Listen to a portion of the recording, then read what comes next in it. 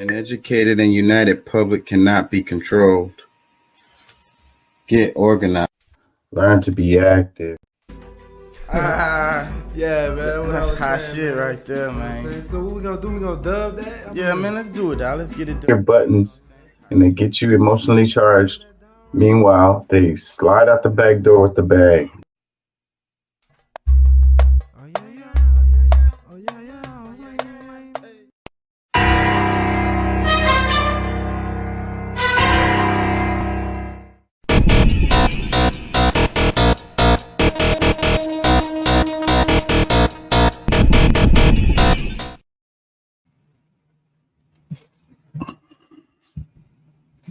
Hey, mic check, mic check, mic check, mic check.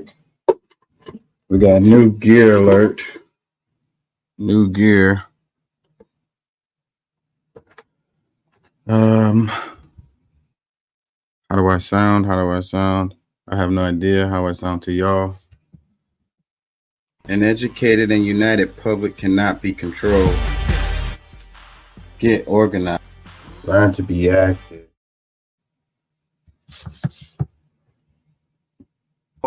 Investigate both sides of the argument. Come up with your own conclusions.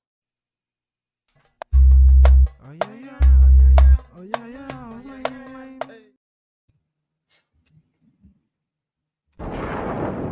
Choose your destiny.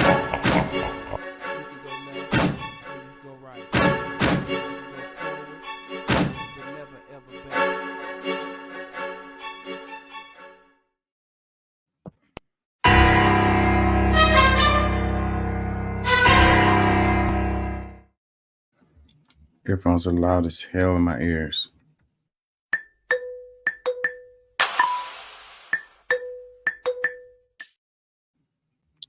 Yeah, you know what I'm saying?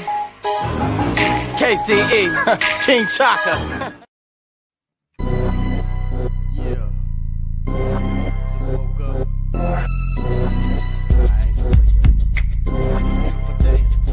I ain't feeling your side.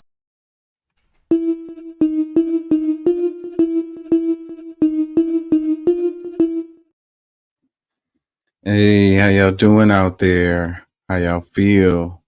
Remember, an educated public cannot be controlled. Learn to be active. The views and events expressed here are totally whack and are not necessarily the views of anyone. ¿Cómo estás? Bien, bien, bien, bien. ¿Podemos ayudarnos más? Sí se puede.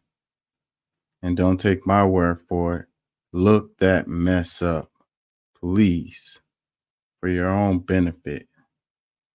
Please do it, do it, do it. I know I'm late, y'all. I apologize. I'm mad late. I got some good excuses though.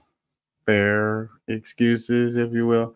I had to do an elevator pitch for one of my classes and it's due tomorrow and I work tomorrow night. So I had to do it before I came on and it was a recording. So I had to write it and record it and make sure it was up under 30 seconds and stuff. Hopefully I did a good job. I don't know. We're going to find out, but right now I have an A in that class. So I'm really not overly stressed about it. Also got new gear. So I had to, plug that up and unbox it and make sure that that was working properly or whatever.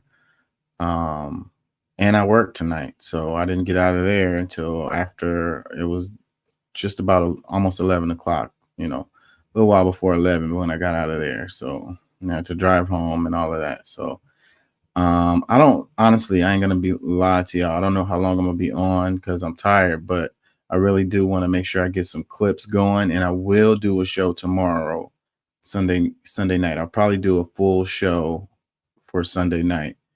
And tonight I want to make sure that the gear sounds good or whatever. And I got some clips for some videos. I was doing some editing and I was listening to the sound and it was so horrible, man. When I was talking to Doc on the show and I asked Doc, how do I sound? He said I sound great. I don't know if he was just being cool because, we do the show together or whatever. But when I was going back and doing the editing, the sound sounded terrible.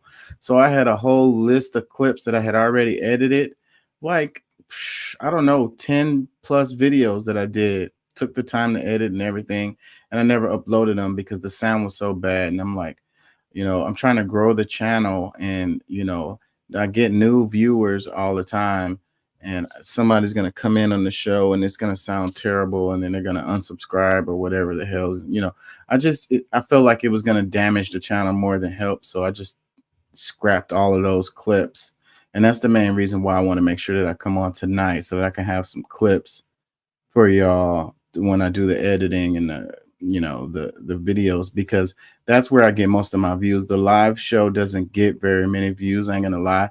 Rumble, I do get hundreds of views on Rumble. They watch streams on Rumble, but on YouTube the streams don't get very many views. The clips, the video clips, the shorts, they get views on the show. So I want to make sure that the sound quality is good for those people, because they subscribe based on those and they check me out later based on those. So that's what it is. And another thing, I listening to myself doing the editing, I think that people are misunderstanding me, and I think that I bite my tongue too much when I'm doing this show, and it leads people to not understand what views I have or whatever perspectives that I have on certain topics or whatever.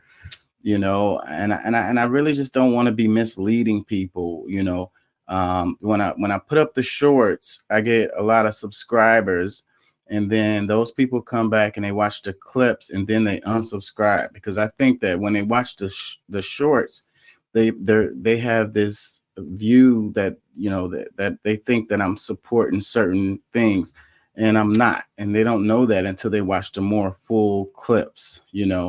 I think that's what's happening. I got, it's either kids like and old folks on YouTube, like it seems like there's no real in between. And I don't get kid viewers, and my the clips that I put up are not for children. I put them up that allows for comments and stuff like that. So if they're like under 18, they can't even really view it or whatever, unless they got like fake accounts or whatever, but whatever.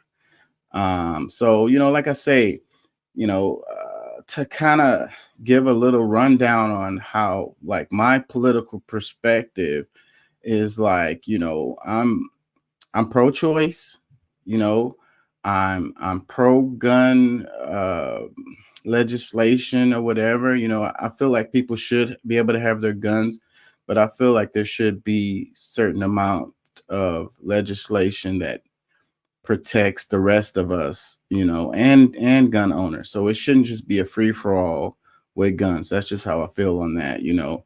I'm not a Republican. I'm not a Democrat. I think it's two wings of the same bird. I think it's good cop, bad cop. And, especially the two choices that we have, for this,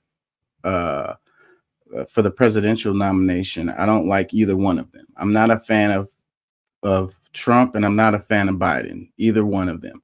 But I will say that Trump has some policies that I like, and Biden has some policies that I like. That's what I'll say. And as far as politics overall, I feel like the local elections are what's important right now. In Houston, we have its elections going on right now. So go vote, and on one hand, and then on the other hand, I feel like, our vote is a pacifier. It's something that just kind of makes us feel like it's making a difference when it's not. But on the national scale, the vote probably doesn't make that much of a difference. And on a state scale, maybe it doesn't either, but locally it does. So you should go vote in your local stuff, because that stuff really does make a difference. And if you can get groups together, if you can get your friends and family or whatever, and y'all can have voting parties or whatever, if y'all can organize stuff like that, that is a good thing too. That really does make a difference for your local situations, school boards and stuff like that. Like the local offices are the ones that really have an impact on your life. Like who is the president a lot of times is not affecting your life, that much. But who is over these smaller offices really do have an impact in your local areas. So those are the things that we need to focus on. And that's the reason why the media focuses on the major elections. And a lot of people only vote when the presidential election comes around, and there'll be countless elections that happen in between the presidential elections, but the media covers the big elections. And it's a lot of times it's really hard to even find out who's running and what policies they have. The League for Women Voters is a website that I know has good information about who's running and what their policies are and what they support or whatever. So that's one good source that I know that I use personally that helps me, with stuff. And you can always do like search up that person's name and like kind of look up their website or whatever. That helps or whatever. So anyways, I'll probably come back around to that because I wanted to try to be more clear about where I am and where I'm coming from, whatever. I cover, we cover news, we cover politics, we cover socialism. What am I trying to say? I'm rambling. Freaking social issues. We cover race. All the things that are really difficult to talk about is like that's the point of this show, and to actually have a discourse with people who have opposing views, and just to show that we can have a conversation even though we don't agree on certain things. Like certain things we have a hard-lined view on things, we can still have a conversation with somebody who has a hard-line view that is opposed to yours. And I think that for us to move forward as a society, as a community, as humans, we have to be able to have these discourses. And right now, the media wants us to be at each other's throats. And that look at what Congress, look how little has been getting done. We've had the least effective congressional session like ever this past cycle. And it's gridlocked basically, and so you got your hardliners on one side and your hardliners on the other, and nobody wants to work with each other to get anything done. And that's not good for us. The American people, we lose at the end of the day. There's things that can be improved and should be improved. And that's what we need to focus on. And for us to get anywhere with those things, we got to be able to have some kind of conversation. So that's it. If we're just spewing insults at each other and repeating talking points and just like, partisan views, then we're never going to get anywhere. So we have to be honest. That's the base bottom line, have some honesty and integrity, get away from these bad faith arguments and actually, like if I don't like you, if I hate you or whatever, I have a prejudice, I have a judgment that I hold dear to my heart, then that is what it is, and we can get that out and we can say that and we could be like, I really just hate such and such or whatever, and that we can start there. We really can. But if we can't even get to the point where we can be honest about how we really feel about things, and because the other person picks up on that. It's subtle. It's like, the gaslighting doesn't work, at some point. At some point, people realize that you're full of crap. You know what I mean? You're not being genuine. And therefore, the conversation ends there, the actual conversation. Like the words might still be going back and forth, but the conversation has ended. It's over. Anyways. The name of the show today is Beginning of the End. And the idea of that title is, are we at the beginning of the end of Western civilization kind of ruling the world, if you will? Like, the European countries dominating the global sphere, related to politics, related to war, related to culture, What we do well in the United States is we export culture, and it goes around the world and influences people around the world and how they live and how they view things or whatever. So I'm thinking, it's a good question to ask, with the conflict that's going on in the Israel Hamas conflict that's happening, and what impact is that having on the global discourse related to, you know, European countries' influence in the world. Same thing with the Ukraine Russia conflict that's happening. The coups that are happening in Africa. What influence is this having? The BRICS. Are we turning into a multipolar world, where trade is not dominated by certain groups or whatever. You have competition on a global scale for culture and for trade or whatever. Are we at the beginning of the end of like uh the the dollar, the hegemony of the dollar, you know, of its influence in the world? That's the question I have, and that's kind of what I want to focus on. But we're gonna come back to that and do what we do. If you guys watch the show, y'all know how it goes. What's up, Pat? How you What feeling? what's the deal? What's the deal? I'm feeling good, man. How about yourself? Great, man. I'm glad to hear you. I didn't think I'd have anybody in here tonight since I came in so late. How was the sound? How does the mic sound to you? Sounds fair to me. I mean, I heard what you said earlier, so I'm not gonna go with the excellent. Sounds excellent. Sounds great, but no, I hear you clearly, and Yeah. it sounds pretty good on my end. Yeah, I'm gonna keep on improving the gear. I want to get me a gaming chair because sometimes I sit here, I'll be here for 6, 7, 8 hours doing the show. And when I get up, my legs are like locked up and my back is hurting and stuff. And I know it's not healthy for me. So I need to have healthier thing, and I need something to break up the background noises that the mics pick up and stuff like that. I really just want to and keep improving the quality of the product that I'm creating here. Oh yeah.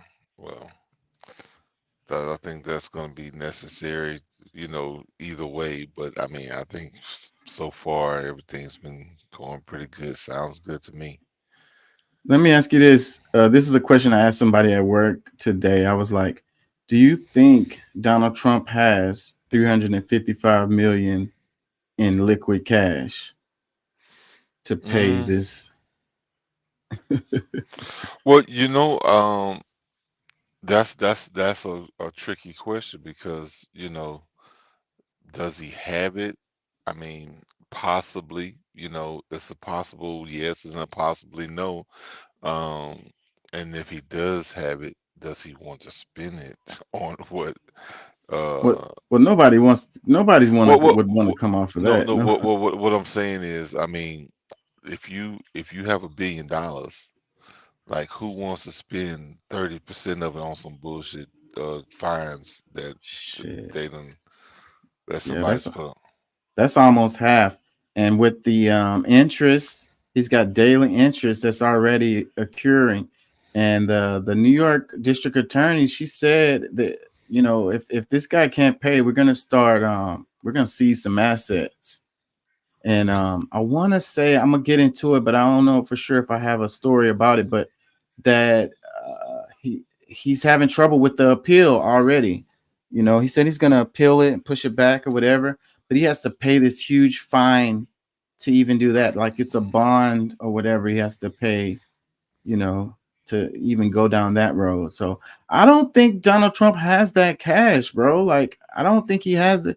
I mean, who has that kind of cash, anyways? Like it's people who are wealthy. Their money tends to be tied up in assets, and it's not Well, that's easy that. to just liquidate, you know, Yeah, well, assets. that's the trick of it all. I mean, a bunch of us learned a big lesson when it came to Kanye West and how his money. He's a billionaire 9 times over, but then, you know, in 2 days, he's only worth a couple of 100 million.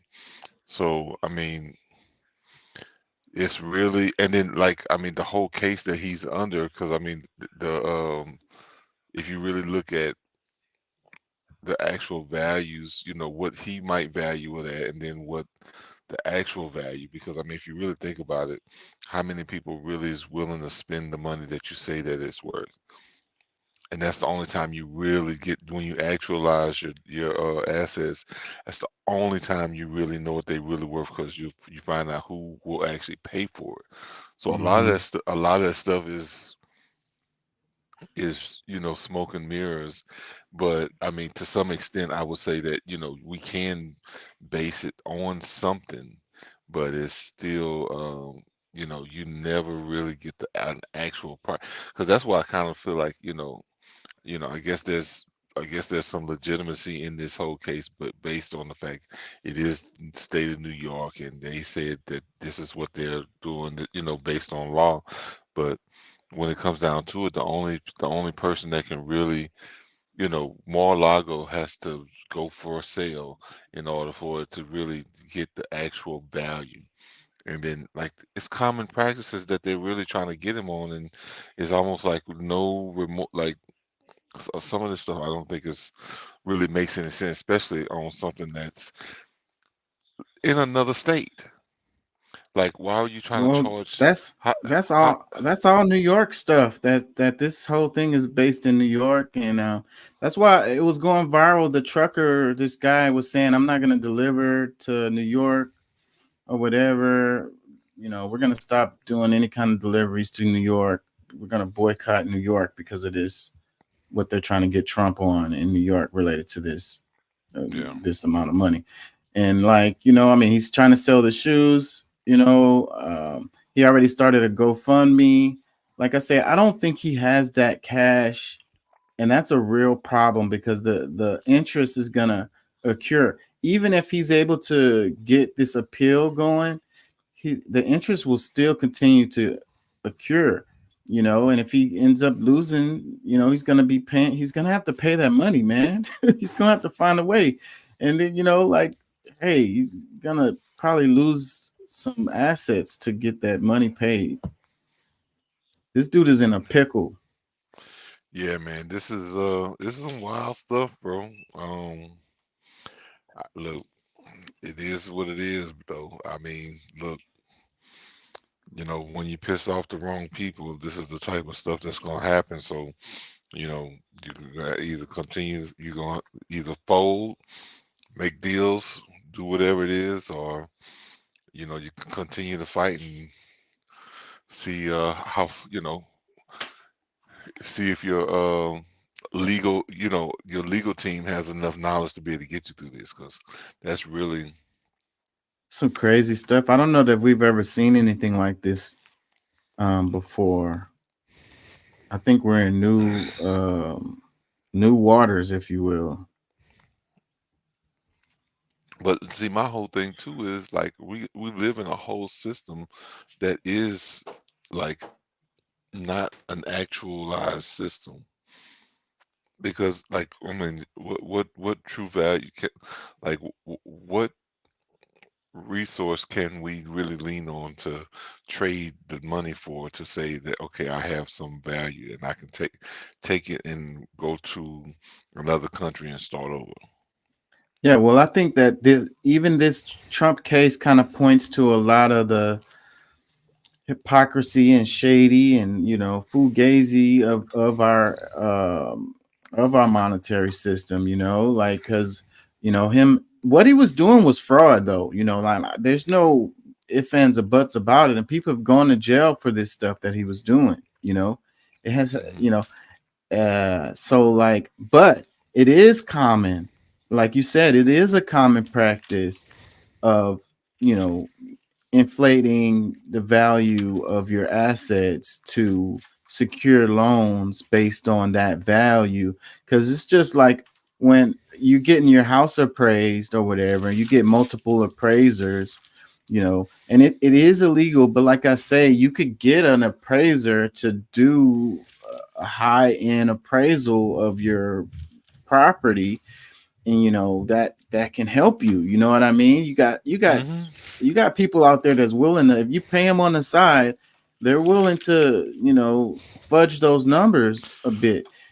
And that But at happens this common. but at the same time, you know, who which one of those people are even when they go and fudge these numbers, whether it was or either they were just wrong in their analysis. 'Cause I mean, there's a lot of fraud that's going on in Louisiana, really across the country. Because I mean, if you really think about how they you know have a white family 3 houses down selling their home compared to the black family, you know, the exact distance away selling their home, and one can get $50,000 more, $100,000 more for their home for pretty much the same type of home.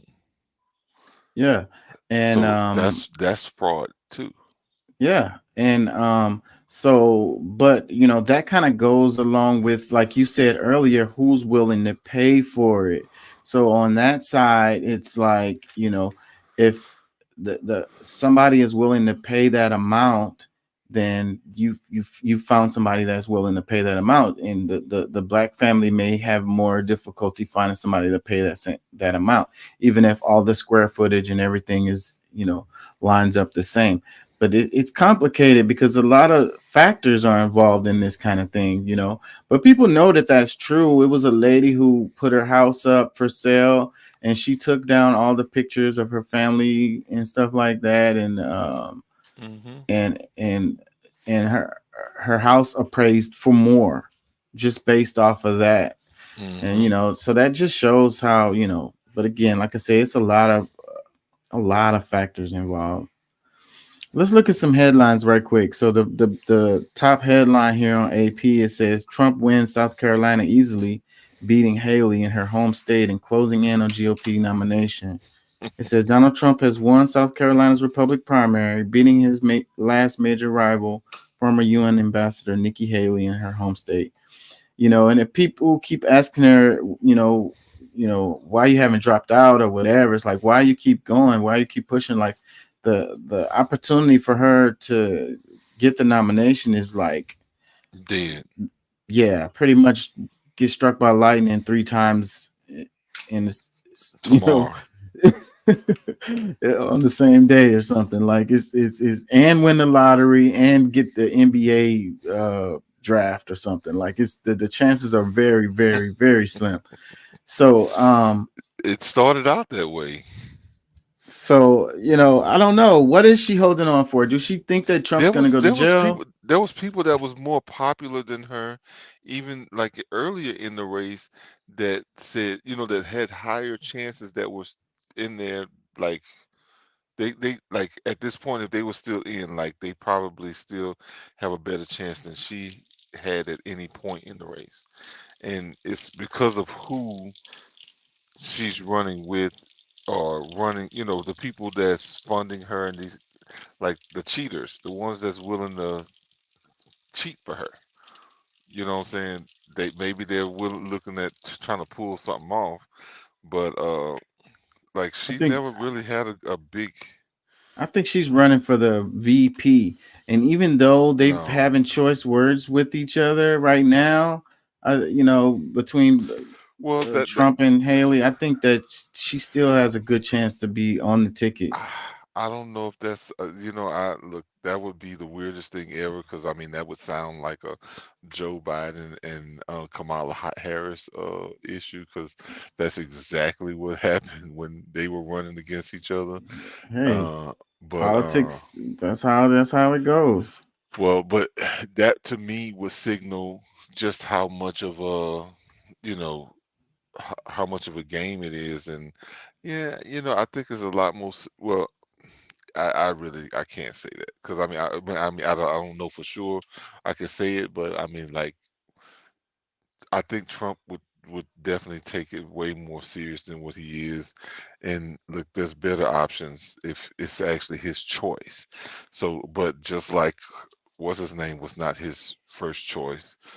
Um, Pence wasn't really his choice. That was the option they gave him for them to give him the nomination. So he went along with that deal. So all right, I get to be president and try to do the things I want to do, but I got to take this sucker along with me. Pretty much type of deal.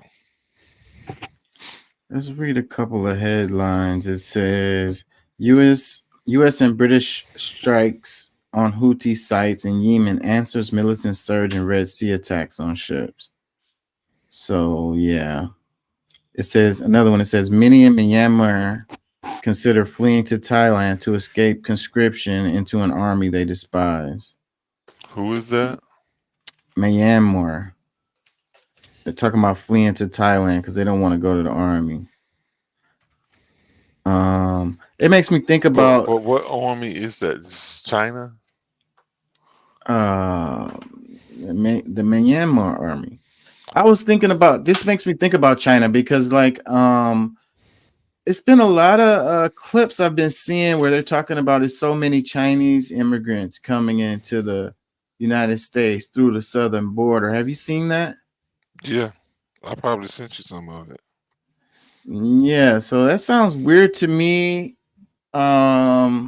It seems like the focus is shifting related to the southern border where they're talking about people coming in from all around the world or whatever, versus just South and Central American people, you know. But no, that's been that. If you haven't been paying attention, like that's what people have been saying for a while, and then they've been unless you're listening to, you know, just certain news outlets that this, you know, they're just now adding that piece into it. But it's like, hey guys, these are like military age guys. These are not women and children coming here, and you know, or families. No, these are majority men, military age. So the concern with that is like, okay, so what is the motive here? Like, why, you know, why is it just men? Like, it's, you know, there are no women that's, you know, seeking asylum. You know what I'm saying? Like, what's really going on? And then from the different countries, like some of these countries didn't have any issues to seek asylum for. So that's where, you know, some of us have been tooting the alarms, like, you know, it's not hate for any type of, you know, any immigrant.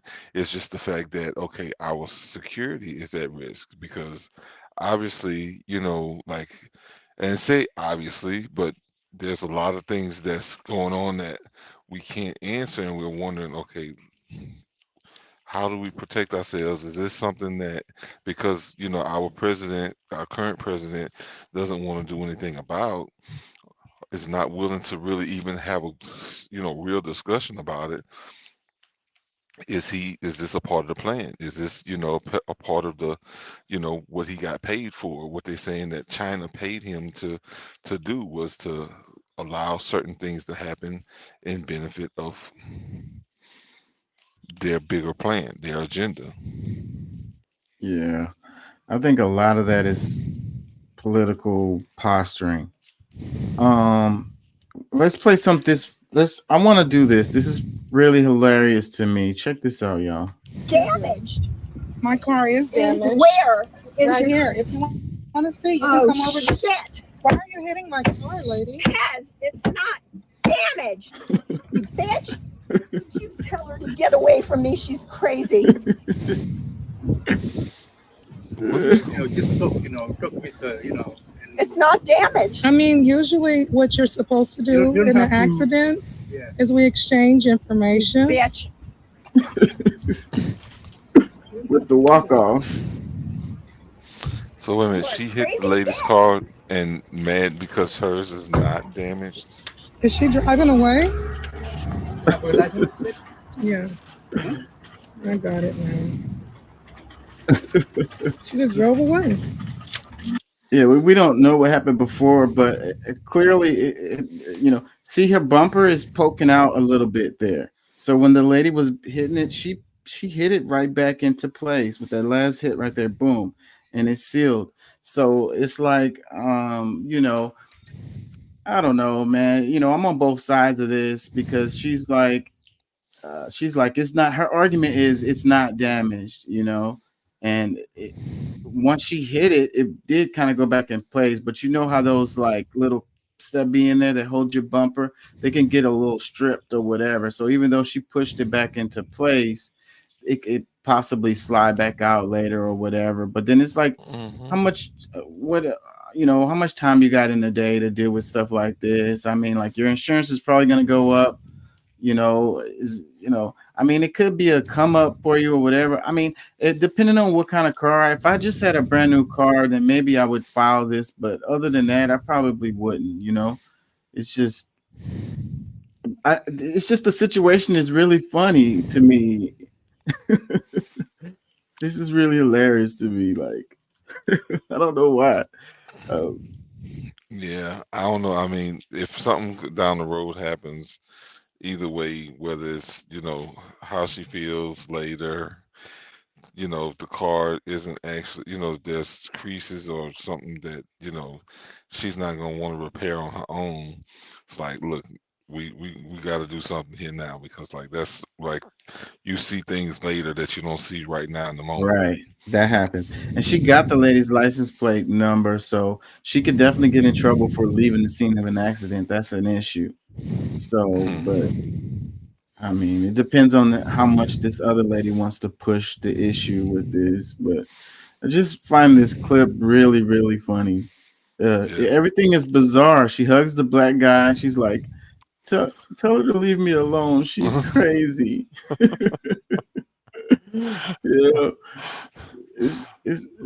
did he come from? So he wasn't in either one of the cars? I don't think so. He's just it looks like he's at work or something, like at the wherever they are, a grocery store or something. Maybe he's a car pusher.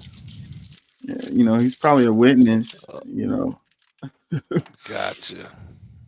Let me see it. Let me play one more time. But those are the worst. The ones Here's that that happen.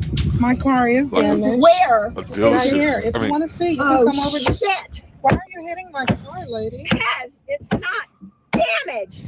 It's not Bitch. damaged. Tell her to get away from me. She's crazy. She's crazy. Just talk with It's not damaged. I mean, usually what you're supposed to do You don't in an have to- accident yeah. is we exchange information. Bitch. That's funny. Oh man. Comments. It says everything in this video screams full moon energy. It is a full moon right now. It's been catching my eye too. I don't know why, but this particular full moon has been catching my eye. Every time I go outside, I just like, I don't know, the sky is being really clear, so that's probably why it's like catching my eye. But beautiful full moon right now. Another comment says, nah, she did fix the problem though. And she did. When she banged it, that last little bang, whoop, you see it fall right back into place. These bumpers are so freaking flimsy. I don't know. They probably just had a little barely bump, maybe she backed into her or something in the parking lot, and the lady probably was like, hey, let me get your insurance information, and she's like, it's not damaged. Like,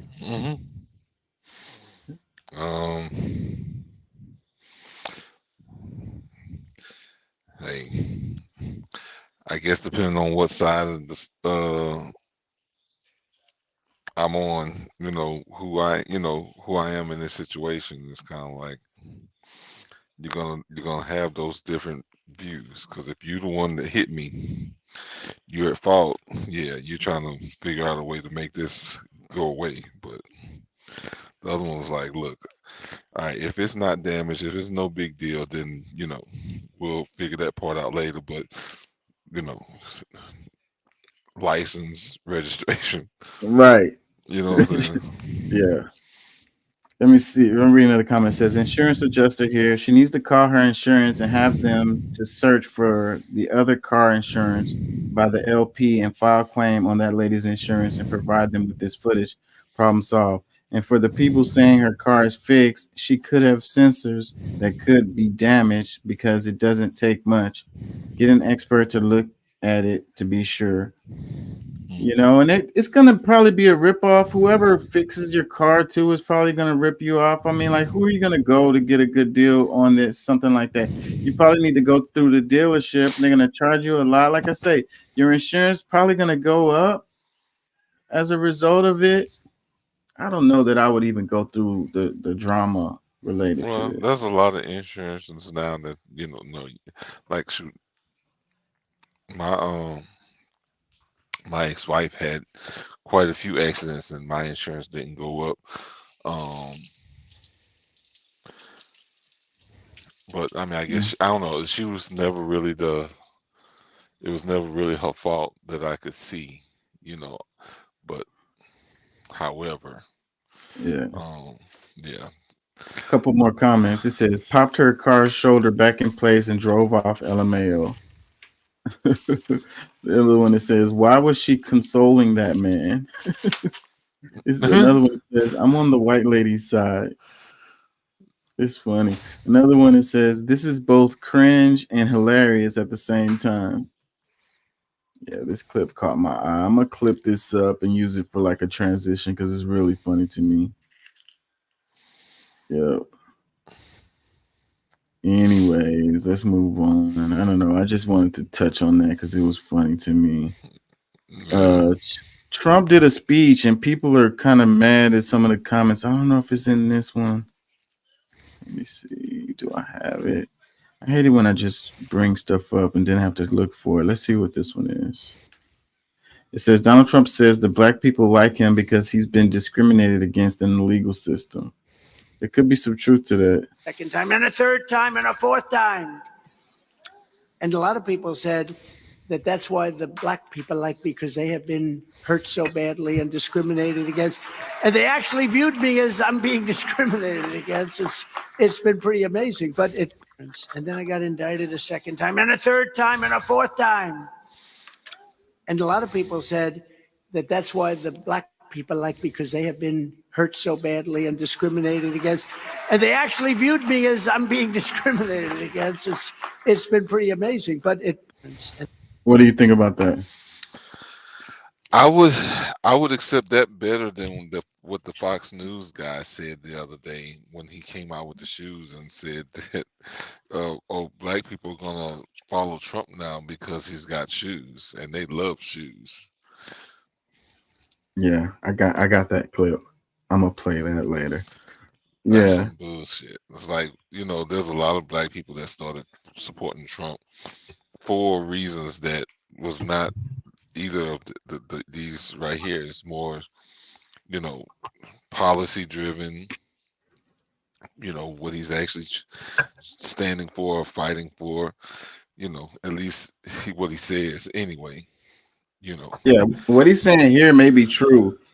Saying that black people supporting him because they feel like he's getting discriminated against in the legal No, system. I definitely agree with that. That's a part of it, but and that's different sectors because I mean, people who don't really understand politics is like maybe because I mean a lot of people still deal with their politics emotionally, and for those who do, yeah, that might be a simple answer to it like that. But I mean, I think that I don't know if I want to live in that reasoning. Yeah, Because I mean, yeah. and honestly, I'm like losing a lot of hope for him. Because I mean, there's other options that maybe we should consider. I don't. Well, and that I don't know. Did you see some of the stuff I was sharing about this other guy that's running? I'm sure I looked at some of it. I don't remember exactly what you're talking about, but let's All read. right. Well, we can mention it later if you like, but Yeah, we'll come back to it. Let's read some comments. It says Donald Trump said black people like him because he has faced discrimination in the legal system, which is something black people can relate to.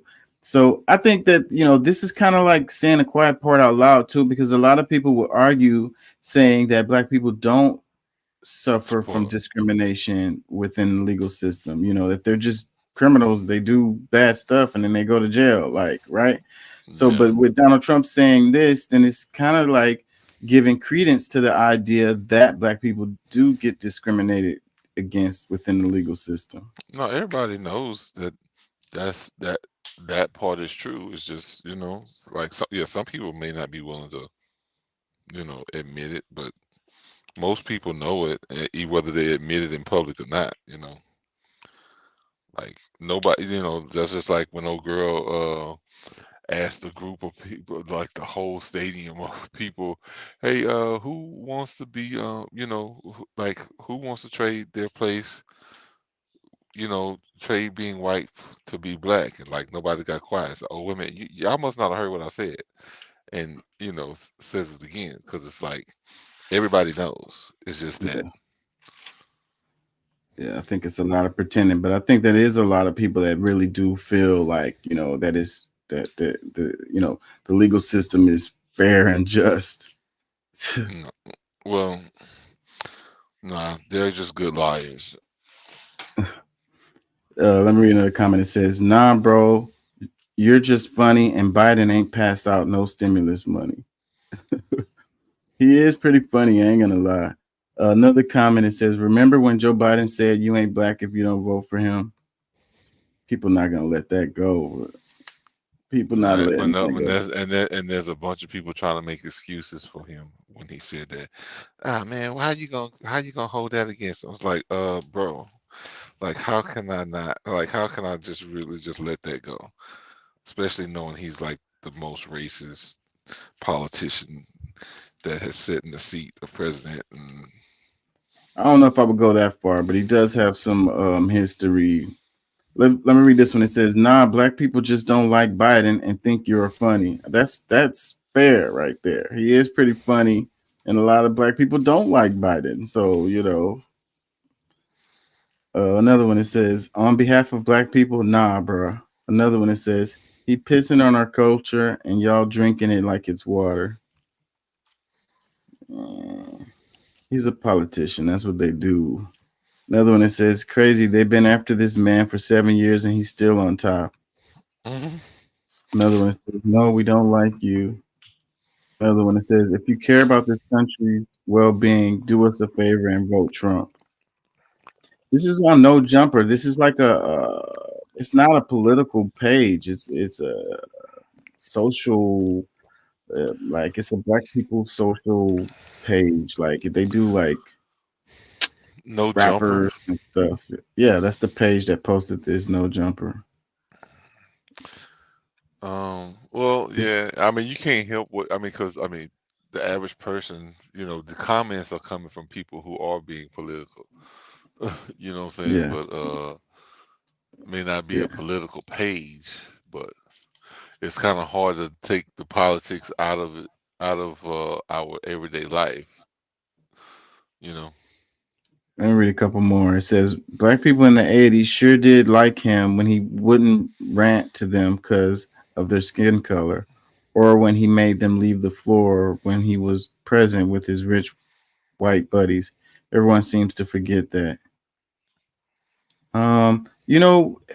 Trump has been a figment. He's been a feature in black culture for a long time. Like the rappers use his name. I can think of lines from rap songs that they use Trump's name since the 90s.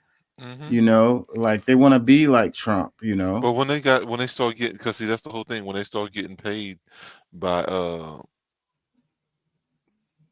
corporations and political peoples, all that changed. Because I mean, if I mean, you really think about it, a bunch of the people, I mean, the money's in politics, most of it is on the Democratic side. So They- when those monies are not available for in advertising and whatever, whatever voice they're trying to use to get a message out, they're willing to pay for that message. Excuse me. And that's how most entertainers get paid. Like they're become the voice of the people. somehow. Mm, I don't know how we got there, but I think that is true. But it's kind of like with the politicians too, because it's like they are supposed to be our representatives, not our leaders, but they come from a position of like they're our leaders and they're supposed to tell us what to do. And it's like, I don't know how we got there. That's not the way it's supposed to work.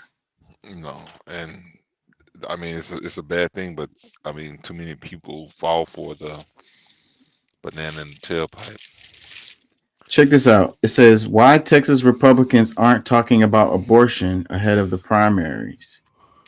It says this year's presidential election is the first since Roe versus Wade was overturned and Texas began banning nearly all abortions. But on the campaign trail, few GOP lawmakers are talking about their signature abortion restrictions. But why would they? I mean, they've gotten what they wanted so far, so there's no need to blast that. Now, if they were maybe still fighting for certain things, maybe they would make it some kind of awareness of the needs, that the changes that need to come from it. But I mean, shit. I mean, they're controlling that whole narrative. Why do they need? Other people should be talking about it. That's a really good point, I would say.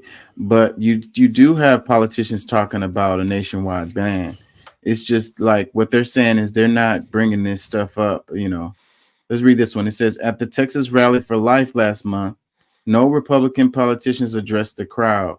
In stump speeches across the state, incumbents are more likely to touch on immigration and school vouchers than abortion.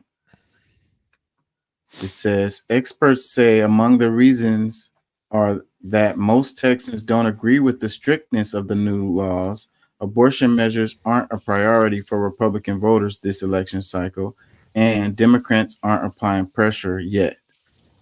So he's saying experts are saying that the Texans don't agree with the strictness of the law. So that's the reason why it's really not that popular, I think. And that's the reason the politicians know this. So then, they don't want to talk about something that's going to turn off their audience or whatever. You know what I mean? So I think that's why they're avoiding the topic. Well, that too. And also, like, one of the reasons why the Democrats are not talking about it is because, like, they weren't mad about it being turned over either. Well, let's read this. It says this year's presidential election is the first since the U.S. Supreme Court overturned Roe versus Wade and Texas began banning nearly all abortions. But on a campaign trail in Texas, few GOP lawmakers are talking about their signature abortion restrictions.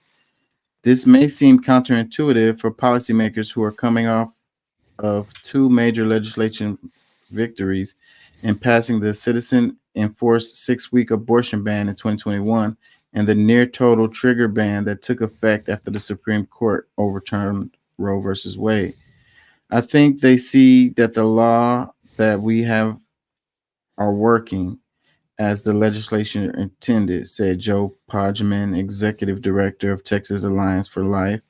But there are political reasons that could explain that decision, said Joshua Blank, research director at the University of Texas at Austin's Texas Politics Project.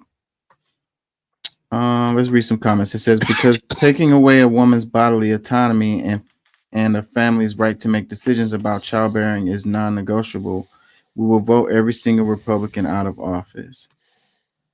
What's really, and I want to get into this. I have some clips, but the in vitro, I'm not saying it right. In vitro. In vitro, the frozen babies. What state? Arkansas, I want to say. One of the states said that's a life, and it's causing them to have to close down certain. Let me get it. Let me see if I can find that. Give me a second. Let me see if I can find that. Because I know I shared a couple of those. Wait, is this one? Let's see this. Reaction to the Alabama Supreme Court ruling on the fact that embryos are children? Yeah, I was all for it. You just got to look at everything going on in the country. It's just an attack on families, it's an attack on kids. Anything that we can do for the future of our young people, because they're our number one commodity. we need to have more kids. We need to have an opportunity to do that. And I thought this was the right thing to do. But IVF is used to have more children, and right now IVF services are paused at some of the clinics in Alabama. Aren't you concerned that this could impact people who are trying to have kids? well, that's for another conversation. I think the big thing is right now you go back to the situation and try to work it out to where it's best for everybody. I mean, that's what the whole abortion issue is about. So This really isn't about abortion. It's about IVF and the concern that now families might not have access to it. but it's about the same direction. But I agree. But people need to have access. People need to have. We need more kids. We need the people to have the opportunity to have kids. You know, I'd have to look at the entire bill of how it's written. I have not seen it. Supreme Court decision. Well, I know that, but I'd have to look. I haven't looked at it. But this is state issue. Women aren't going to be able to have IVF treatments already in some places. Yeah, that's What do you say unfortunate. to them? Unfortunate. Do you have a reaction to the Alabama That's unfortunate. These are the repercussions of this law, you know, of the abortion bans is leading to all of these repercussions that, you know, probably was unforeseen, you know, and this is one of them right here. And all he has to say is that it's unfortunate. Well, when you've got somebody with a microphone in your face trying to get you a gotcha statement, you go as neutral as possible. And that's what he did. That's unfortunate. That's something he just kept saying. I don't know about the law. I haven't read it. I haven't read the bill. It's like, give me a minute before you ask me for a hardcore decision. Yeah, and I should trust. And I should trust what your on the your other word hand, is. does this not absolutely point toward what I've been arguing the whole time about the fight is going to be over the definition of when life starts. Yes. And that's what this is about. The trying to decide on that. So, and that's what they decided in Alabama is that You said China decided on that? No. This is Alabama. They decided. I thought I heard you say China decided on that. I heard China in there too, but I figured it was just some stuff bubbling together there. Yeah, just bubbling words. No, it's Alabama Supreme Court decided that those frozen embryos are alive and they get protection. Let's read this right quick. It says, we need to have more kids. It says Senator Tommy Tuberville, Republican Alabama, commented on the recent Alabama Supreme Court ruling classifying frozen embryos as children. The decision could mean clinics or individuals who dispose of or destroy frozen embryos could be charged with wrongful death. Some IVF providers in Alabama have already paused treatments, so they try to figure out the implications of the decision.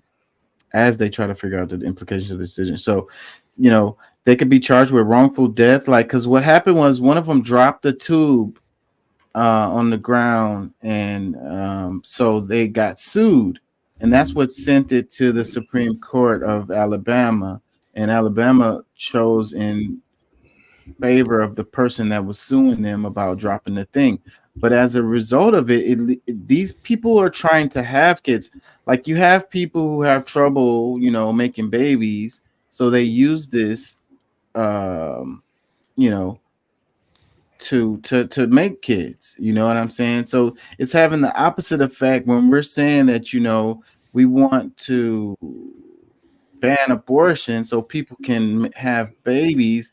Then now you got people who have trouble making babies using this procedure, but they can't use it now as a result. So it's having the opposite impact that is intended, basically, is what I'm trying to say. Am I making sense? I feel like I'm kind of wrong. No, I'm off on that. See, this has nothing to do with the abortion laws, and that's where it's getting conflated. This has to do with when is a clump of cells a life? Yeah, but the reason why we get into that point was because of the abortion issue is secondary to the nature of this. This is remember, this is the precedent that they need set, that both sides need set right now. Because if they set this as a precedent that yes, that's a child, Well, then an unborn fetus becomes protection under the Constitution and cannot be aborted because it is given the protection of life, liberty, and the pursuit of happiness. So until that kid comes out, it's basically like they're in jail and mama's belly is the jail. And now we start getting into the implication of human rights and forced pregnancy and stuff right now, which technically, if I'm not mistaken, being forced to give birth against your will is a violation of the Human Rights Act, and it's a violation of the Geneva Convention. Just, international law, all that stuff. Technically. Yeah, this is getting crazy. It's considered inhumane to force someone to either abort or give birth to a child against their will.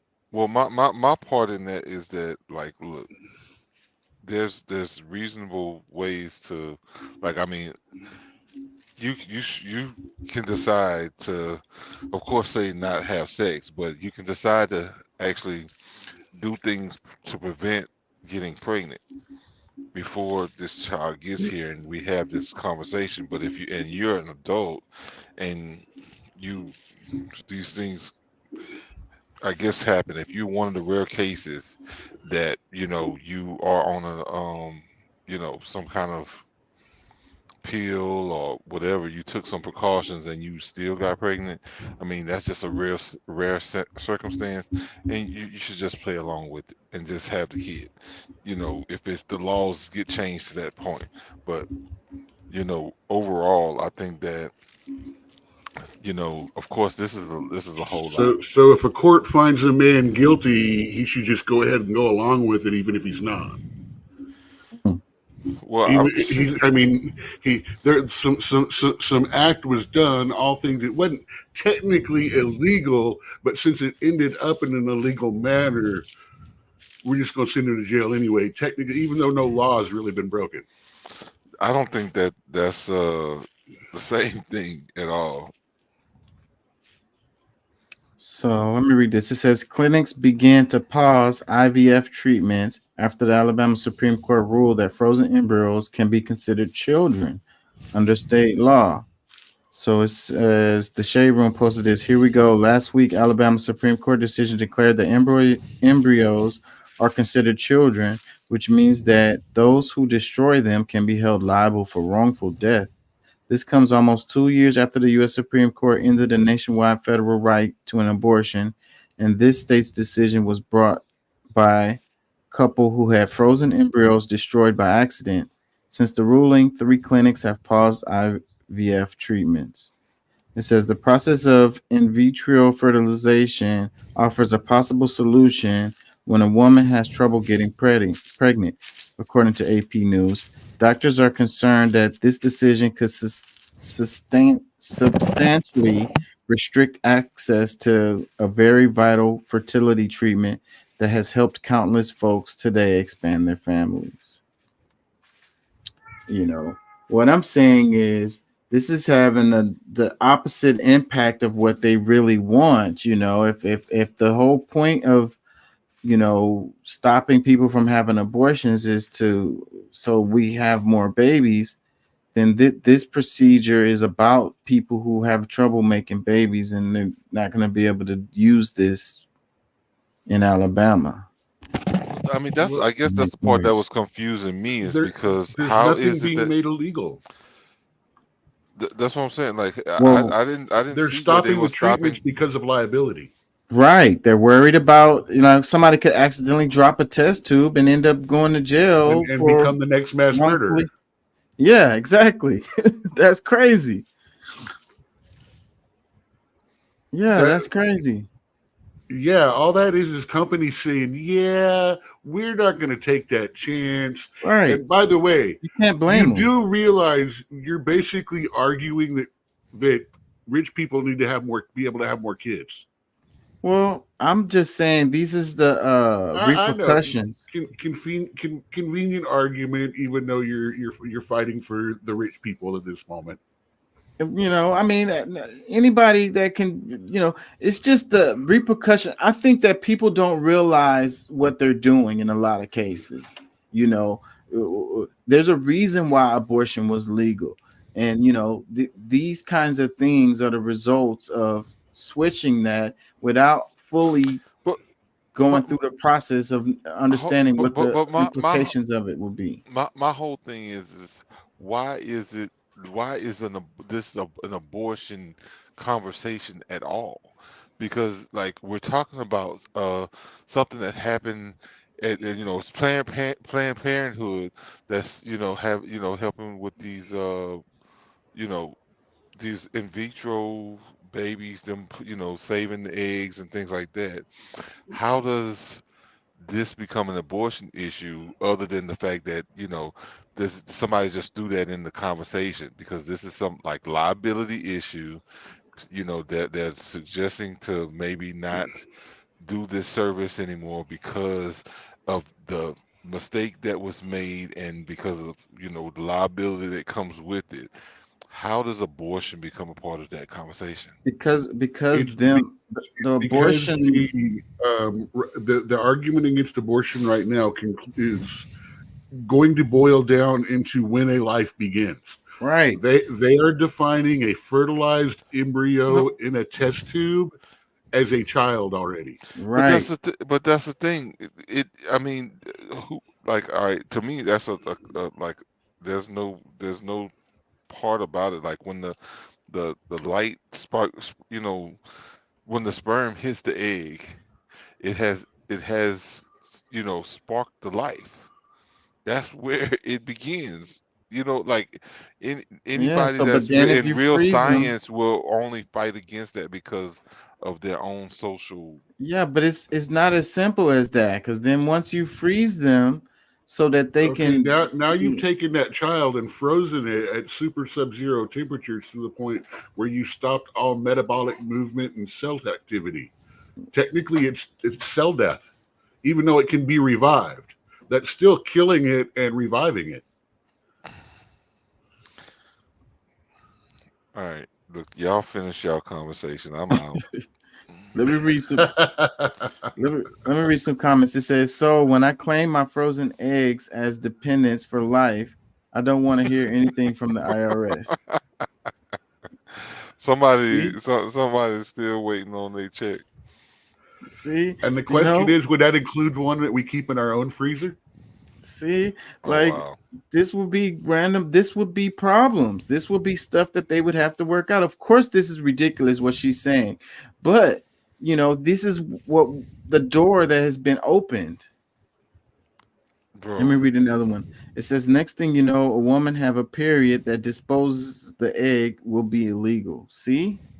They are starting to say that too, you know, like because you have those miscarriages that happen sometimes. They're just like spontaneous miscarriages. And then who's to say it was something that the mother did or whatever? She wasn't eating properly, or she was, you know, doing something that caused the miscarriage to happen, and then they can hold her accountable for that. well look, let me ask this. Is you know, should they maybe try to figure out a way that in these abortion issues that instead you know like in the abortion quote unquote abortion process is to be able to take it and keep it alive and you know store it until somebody you find a good parent for this child and then allow it to continue growing in somebody else's body or something. I think that would affect this. This would affect that too. I think Bro, this is horrible, bro. it's gonna get weird, man. This is the road we're going down. So, Let me. but I mean, but this is also, you know, when we're talking about abortion, it's also the conversation of having the right to be able to kill your child. If we're gonna have the conversation, we gotta look at it from the other side too. Like, okay, I mean, I we go, can't say we that are what you're saying is not right. I can't even, you know, argue with that. I mean, because that's kind of what we're talking about. Let me read another comment. It says, I don't know what's the weird obsession with women and their reproductive organs and kids in general. Like it's weird. Another one, it says they care more about the unborn than the living. Another one, it says the same Alabama that rejected millions of dollars in federal funding that would have kept children fed in schools. Okay, got it. And that's one of the parts of this that's really weird to me. It's like they're so that's goes back to that thing we were talking about on the show the other night. Everyone's all, oh, they rejected money for a program. None of those programs got closed down. Nobody went hungry because that they didn't get more money to give free stuff out. I mean, and it's all that millions of dollars over each family getting a $40 card. Because I mean, there's actually some people that's actually saying that the debt is real, and they don't want to contribute to it, and they don't want to make their the citizens of their states subject to more of this debt. So it just really kind of depends on your perspective, because some people think that, okay, the debt is not real and that other countries are not growing past us and other things like that because of decisions that we make here. But I just think that what it sounds like to me is that they care about the babies until they're born. Like they're pro-life all the way up until the baby comes out of the womb, and then after that, it's like you're on your own. But no, but you act like, I mean, because see, my thing is, all right, we're all given inalienable rights. We have to, but part of those rights is us, taking care of ourselves. This is actually a government where, this is not like a free for all, and the government is supposed to take care of you. We're supposed to take care of it, and we're supposed to make things work within it. So, like, saying that the government owes us because we pay taxes is kind of the wrong way to look at it in most cases, because after you've worked 30-40 years and there was no way for you to build up a retirement, that's one way to look at it. It's like, look, I gave service to this country, and I can't work anymore, I need something, blah blah blah. That's one thing. But to be a young adult that has maybe put in a few dollars into taxes, and now you're having a baby, you think that the government should take care of it now? That's one of the hard things to kind of really just easily give credence to. Yeah, So well, the government taking care of the baby or having free breakfast and free lunch at school is not the same thing. Having them help you a little bit, have your tax dollars help you a little bit. You're putting money in for the common good so that you could get something out of it, right? I guess, but you're also forcing bad food on children.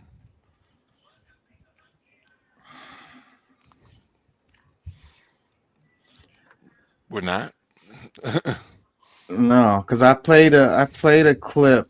I don't know. I think I did it in another show where they were talking about the free breakfast deal and how these people were making, it was like home cooked meals. They had a chef come in and make meals for these kids, and then like the percentage of kids eating breakfast went all the way up, and the number of kids eating lunch went all the way up, and it was healthier meals. It was actual meals, actual food, not that preheated or hot held stuff. No. I don't look at it, bro. We got vegetables right now that's getting sprayed with some stuff that a preservative, I guess you would say, that one of the billionaires came up with, got a patent on, and they're spraying it on everything so that, I guess, food that would normally rot, I guess, naturally, doesn't have a chance to do so, which kind of creates chemicals in the body that does not allow reproduction over time. So if you're starting a kid off eating those things, that's where I'm saying the unhealthy foods, because I mean, it could be an apple, it could be something that's supposed to be just one of the purest foods that we've had for millennia, and now it's not what they say it is, because they're taking seeds out of every fruit. Like what the I don't know how do people even consider this even like possibly healthy? Let's move on. Check this out. Noam Chomsky says that's the standard technique of privatization. Defund, make sure things don't work, get people angry, you hand it over to private capital. So, and this is one of the arguments that I've been making about what they're doing with the public schools. And earlier we mentioned the voucher program here in Texas that the Republicans are pushing for. And that is this. That is, you know, you make something not work or appear to not work and say that the government can't do it. So then it needs to be done by private people so they can make private money off of it. You know what I mean? It's all just like it's a scam. It's basically a scam, you know. It's really not a scam, bro, because guess what? You teaching your kid at school is private schooling. We're talking about the money. We're talking about where the money goes and where it comes from, you know. It costs money to run a school at home. Like if you're teaching your kid at home, it's like you still have costs. Like like the books, the paper, even the computer. If you're doing everything on a computer, like everything costs.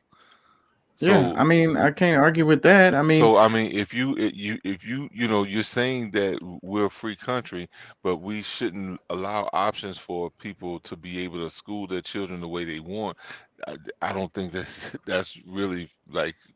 I don't think that holds up to what it's we not say we talking are. about taking options. It's about siphoning money from the system that is supposed to be teaching all the kids and sending that money into a private entity so that they can make money off of it. It's Yeah, because the private entity can be themselves. It doesn't have to be, you get to choose where it's gonna go. Like, isn't that like one of the main thing God gave us as choice? And I think this is what saying that we gotta send the money to some school that other people say that's like opposite of choice. Like you Well, don't have a choice anymore. the whole reason to come up with public schools is so that everyone has the opportunity No, to get that's an not true. education. That's not true. The No, whole so idea, the That was whole why they idea, came up with them. no, the whole idea for it was so that they can control your children and make them believe how they want them to believe. Like well, the indoctrination camps No, is what they that's what really are. that's what it became. No, that's the intent. That was the intent. it's like we want to have an educated public. If parents can just be like, I want to teach my kids from some magazines, some I don't know, some random research materials. I can't even think of nothing right now because my brain just went blank. But parents can just choose to teach them basically nothing, and then they're gonna grow up and not know things. So like it's a public good. That's what's happening right now. What are you talking about? Like there's just kids that's going to school, going K through 12 and even K through K through whatever college, graduating college that don't know shit. Yeah, but They've been trained in certain areas to do certain things the way that they want. They're not actually know how to learn something on their own. They've been told when this happens, do this, and then when that happens after that, like this is like totally training. This is not teaching. What I'm talking about is what you be saying all the time about falling for the banana in the tailpipe is what's happening, because Noam Chomsky right here, he's saying, it says the standard technique of privatization, defund, make sure things don't work, people get angry, you hand it over to private capital. So that's what they've been doing with the schools. They make them not work. It's part of the plan, so that they can funnel money into private hands. That's coming from the government. So it's socializing. But the thing subsidizing these is, companies. what like I mean, of course, we all know that part of our biggest problem, especially here in America, maybe worldwide, is that we don't work together. So I mean, if we have the option as parents, let's just say me, you, and Doc actually, have children that's in the same age range, and we can hire a teacher that can teach them. We have funds that we get directly back from our tax dollars that we can use to pay this teacher. Like, why wouldn't we not do something like that? Because we can actually have control over what they're going to teach. We can create, make sure that there's certain things that we can leave out that we don't want, because let's just hypothetically, we believe in the same ideology. So like communities like the Jewish community, they can do this easily because they've already set up things that is more designed for what they want their children to learn. We have given too much power away to easily get these type of things under control, but we could do it. I mean, we complain now about, like we're going to get money that we can use for our children to learn, but we haven't made any step to maybe creating a type of school that would be beneficial for our community and what we want them to understand and learn. I think that's the main difference there, because I mean, outside of the Jewish people, there's other communities that's already doing that and controlling how the things that their kids are learning. Yeah, that's what I was about to say. There's already plenty of schools like that out there, and you pay tuition to have your kid in there if that's what you want to do. And that option has been there for the longest.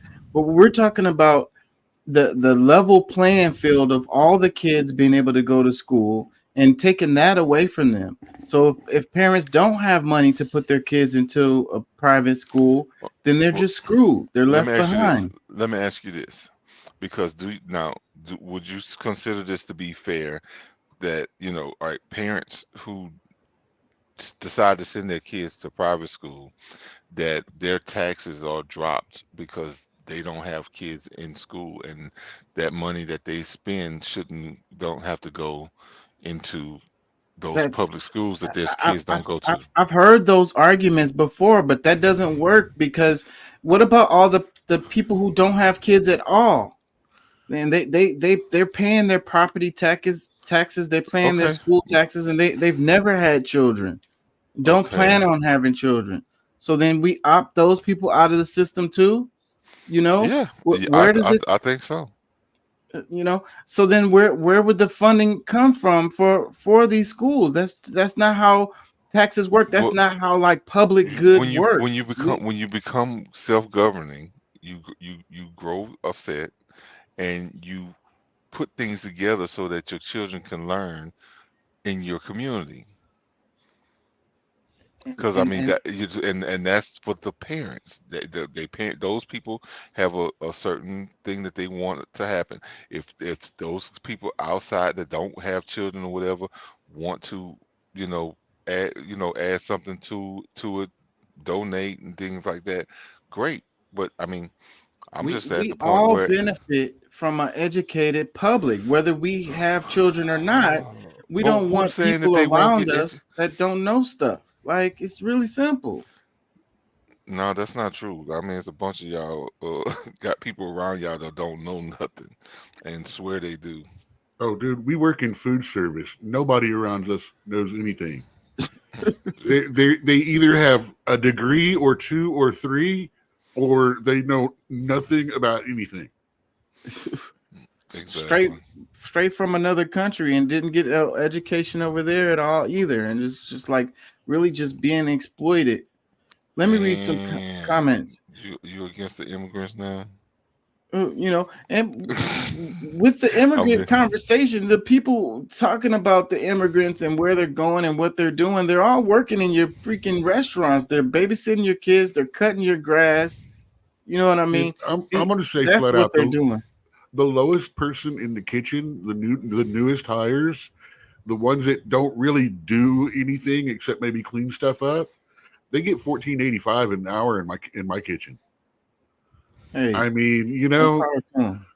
so and they hire the people like that because they can't get Americans to do the job. They won't work. They won't do the work. Is Yeah. $14.85 an hour a good place to be? Here in Hourly? Houston, that's decent money. Yeah. You need about $9 to make it, about $12 to be doing okay, and about $15 an hour to actually, you know, be able to thrive. I'm so far beyond that, bro. I'm just not, and I'm not saying like, like I cannot even imagine trying to live off of that anymore. Like I just really can't. But it's I'm like sorry. our system is set up to, to exploit these people. Like they want to act like they don't want immigrants over here, but then on the other hand, they want people that's going to do jobs that the regular citizens aren't going to do, especially for the pay that they're willing to pay for it. So it's schizophrenic. It's hypocrisy. It's bullshit. It's America. There's a huge difference between immigration coming over for labor and coming over for stuff like that, and caravans of thousands of people heading toward the border, of 5,000 to 10,000 people crossing daily. 23 million in the last few years. It is a 1% impact on our demographic, and it took less than 1% of our demographic of America to start this whole trans insanity. Less than 1% of a percent to start all the trans insanity. So imagine that. What do you think 1% of our total population is going to do? Or we'll just call it 0.75 right now, because I guarantee you the numbers are higher than they say they are. But I can also find numbers that show at about half of what they say it is. Let me read some more comments related to the Noam Chomsky quote here. This one, it says, education, post office, policing, prison system, healthcare, judicial system, Congress, and trying for the presidency. They've been playing the long game.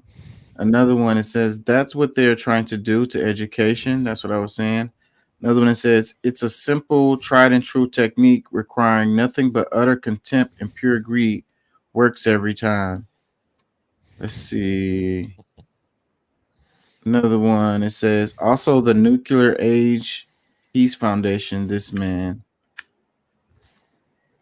Let's see. It says, happening in Ontario now, the dealers promise to save taxes.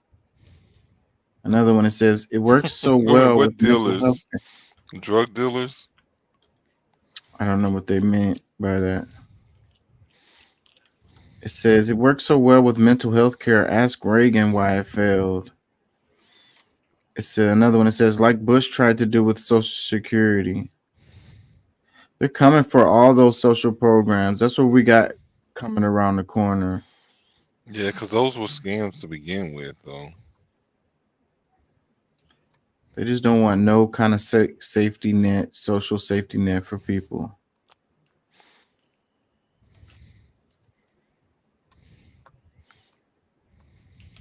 Let me see. Check this one. It says, let's play this.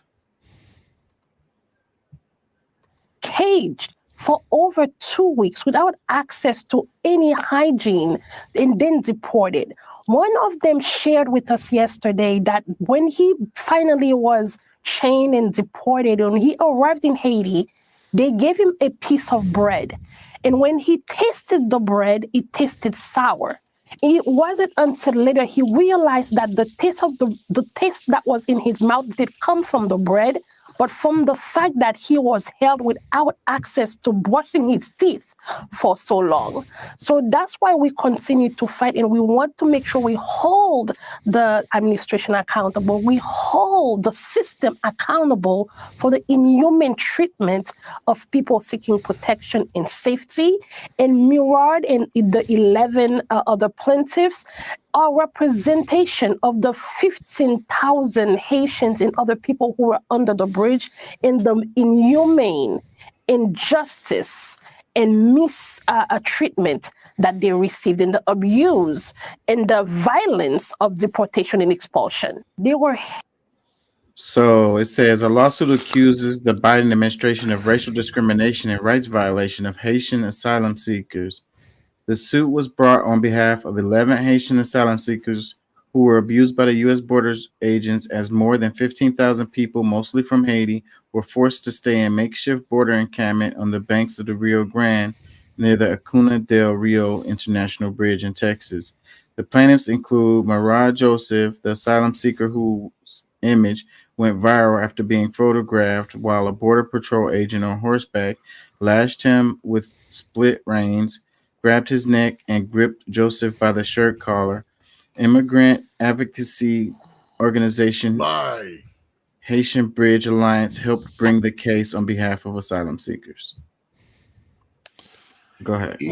Even the photographer of that picture came out and said the angle looked bad, but no one was whipped in that photo.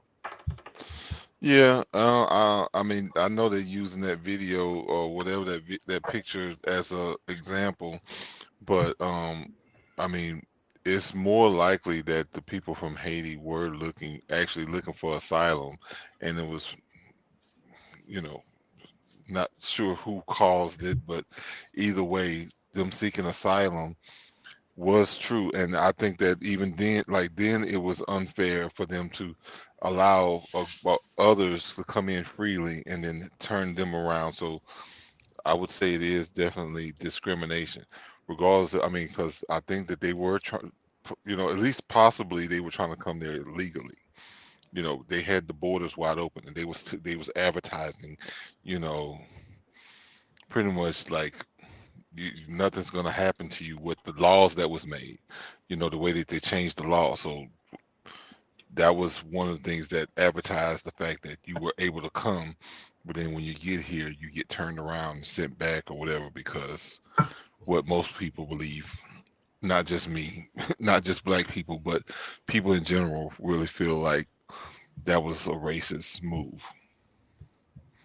So they probably do have a case. Will they win it?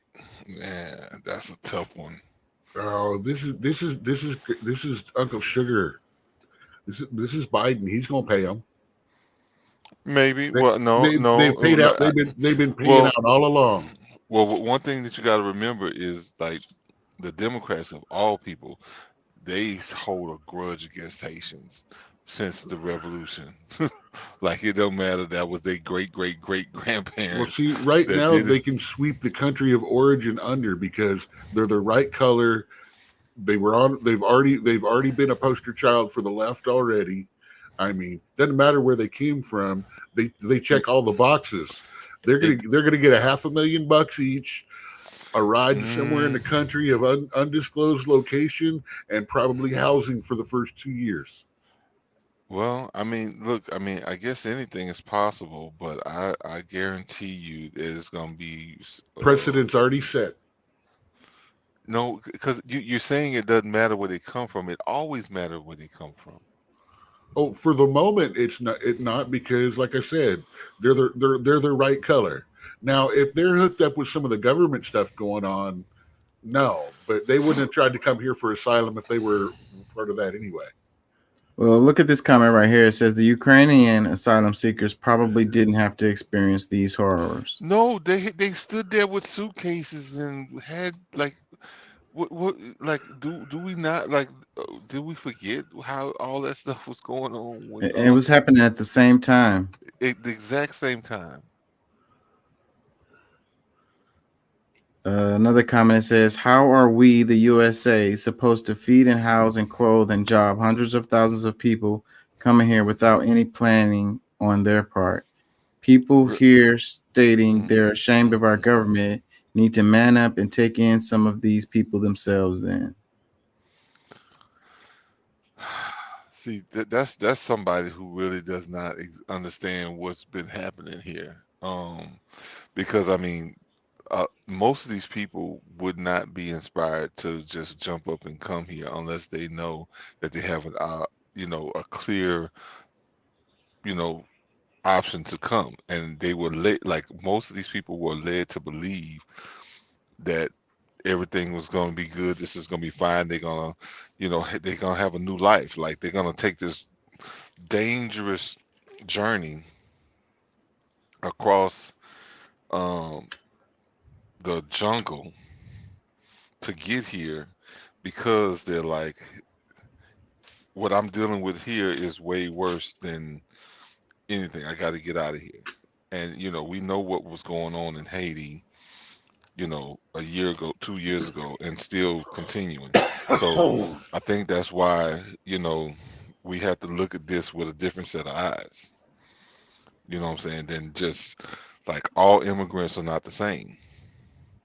And that's why I say where they come from makes a big difference, because we know people who are at war with us, and letting them come in compared to somebody who, just. When I was saying it didn't matter where they would come from, I was talking about that particular 11 people. That was not a statement as to all of them. That was about those 11 people that we were talking about in the subject. Okay. It doesn't matter that those 11 guys came from Haiti. It doesn't matter where they came from. They're the right color. They've been on the media before. It will be easier to pay them off and let them go away than it will be to make a big deal about them. Yeah, Well, I mean, I get your point, and that's that's how they sweep stuff under the rug, anyways. Because people are going to be happy with the suit. They're going to be like, "Oh, they found justice. They got paid or whatever."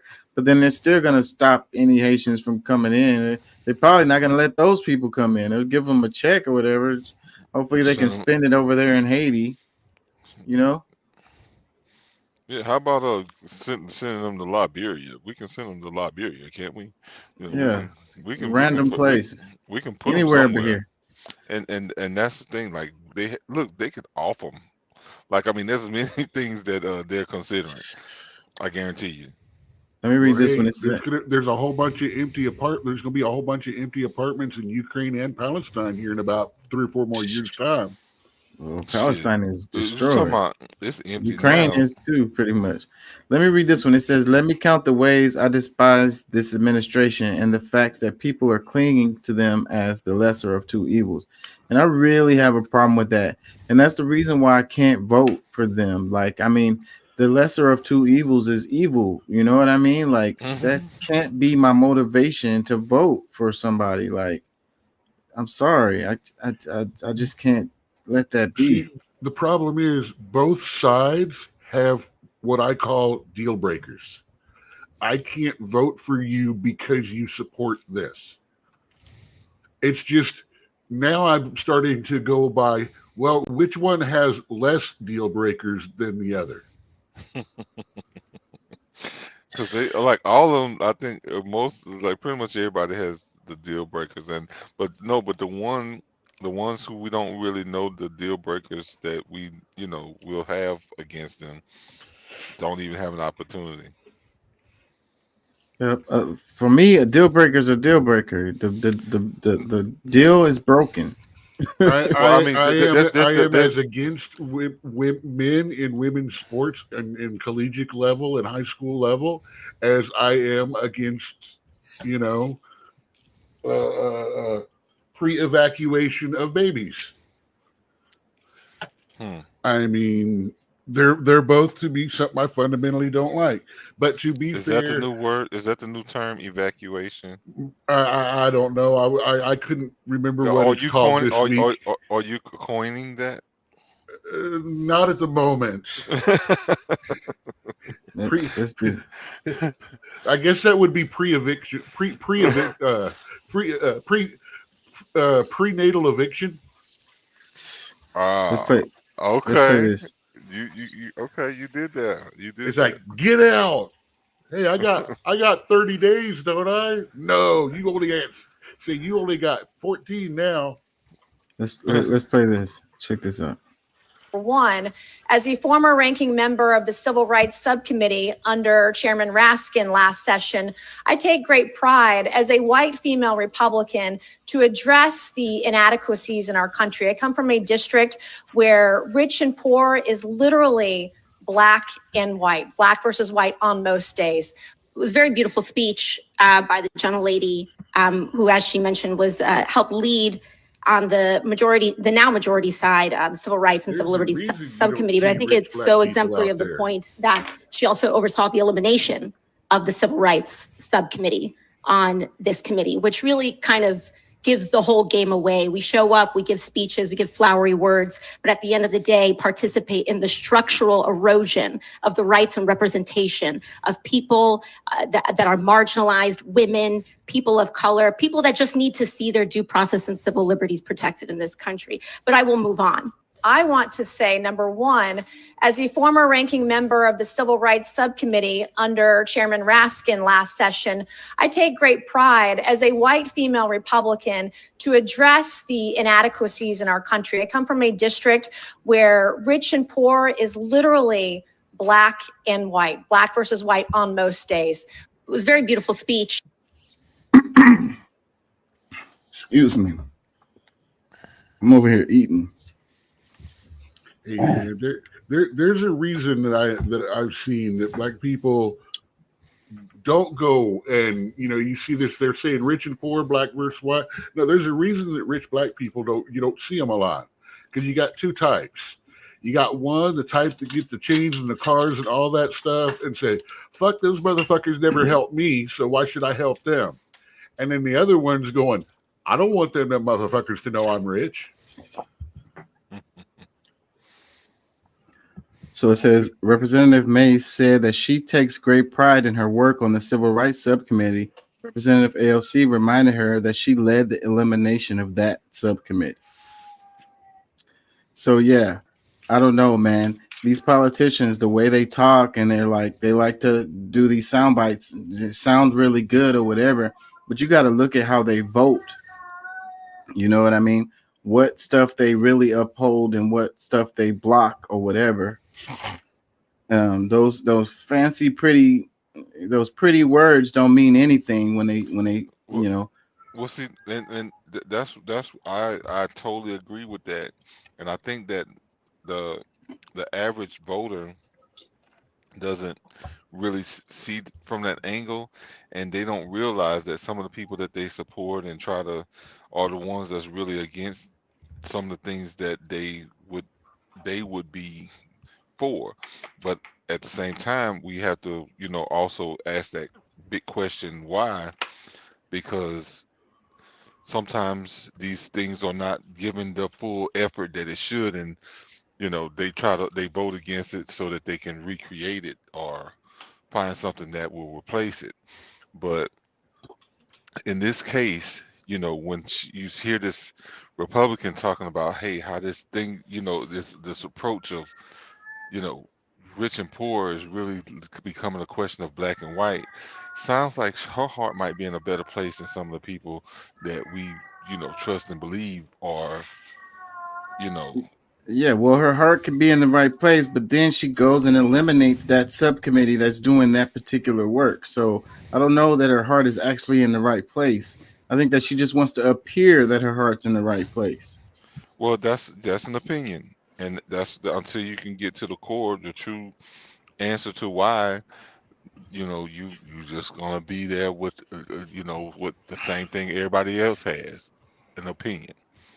Yeah, but look, this thing is saying, it says Representative May said that she takes a great pride in her work on the Civil Rights Subcommittee, and Representative AOC reminded her that she led the elimination of that subcommittee. So, like, I got great pride in the work I did on that subcommittee, and then I tried to get rid of that subcommittee. We did good work, and now it's done. So civil rights is over. Like everything No, is but good the now. need, Let's but the kumbaya. need, but the need for the distraction of that subcommittee might be the problem that that subcommittee was created for specifically might have been handled. It could have been set up as a deadlock. They could have been blocked because of no particular. I mean, here you are again, and this is something that's starting to get on my nerves. Is you just lashing out with the usual left attack, with and you're not opinions. asking why was this. If you want to trounce the woman, find out why the subcommittee was closed. If there's dumb reasons for that, then by all means. Now all you're doing is just supporting AOC, smacking, trashing somebody, just saying random words about it, trying to get her little gotcha moment and soundbite in, which she obviously successfully did, got you fired up. But again, we're seeing this triple clipped out of context with a message behind it that someone wants us to get. Do you? I don't think the average person, maybe even some right here on the phone on the TV or this show with us, realize one of the main reasons why a bill gets voted against that's supposed to be a good bill. And of course, a good bill is going to be depending on, who wrote it, what party is pushing it, and the agenda's hidden behind it. So sometimes, because it was a civil rights bill, just because you use the And then the terminology, attached writers as well.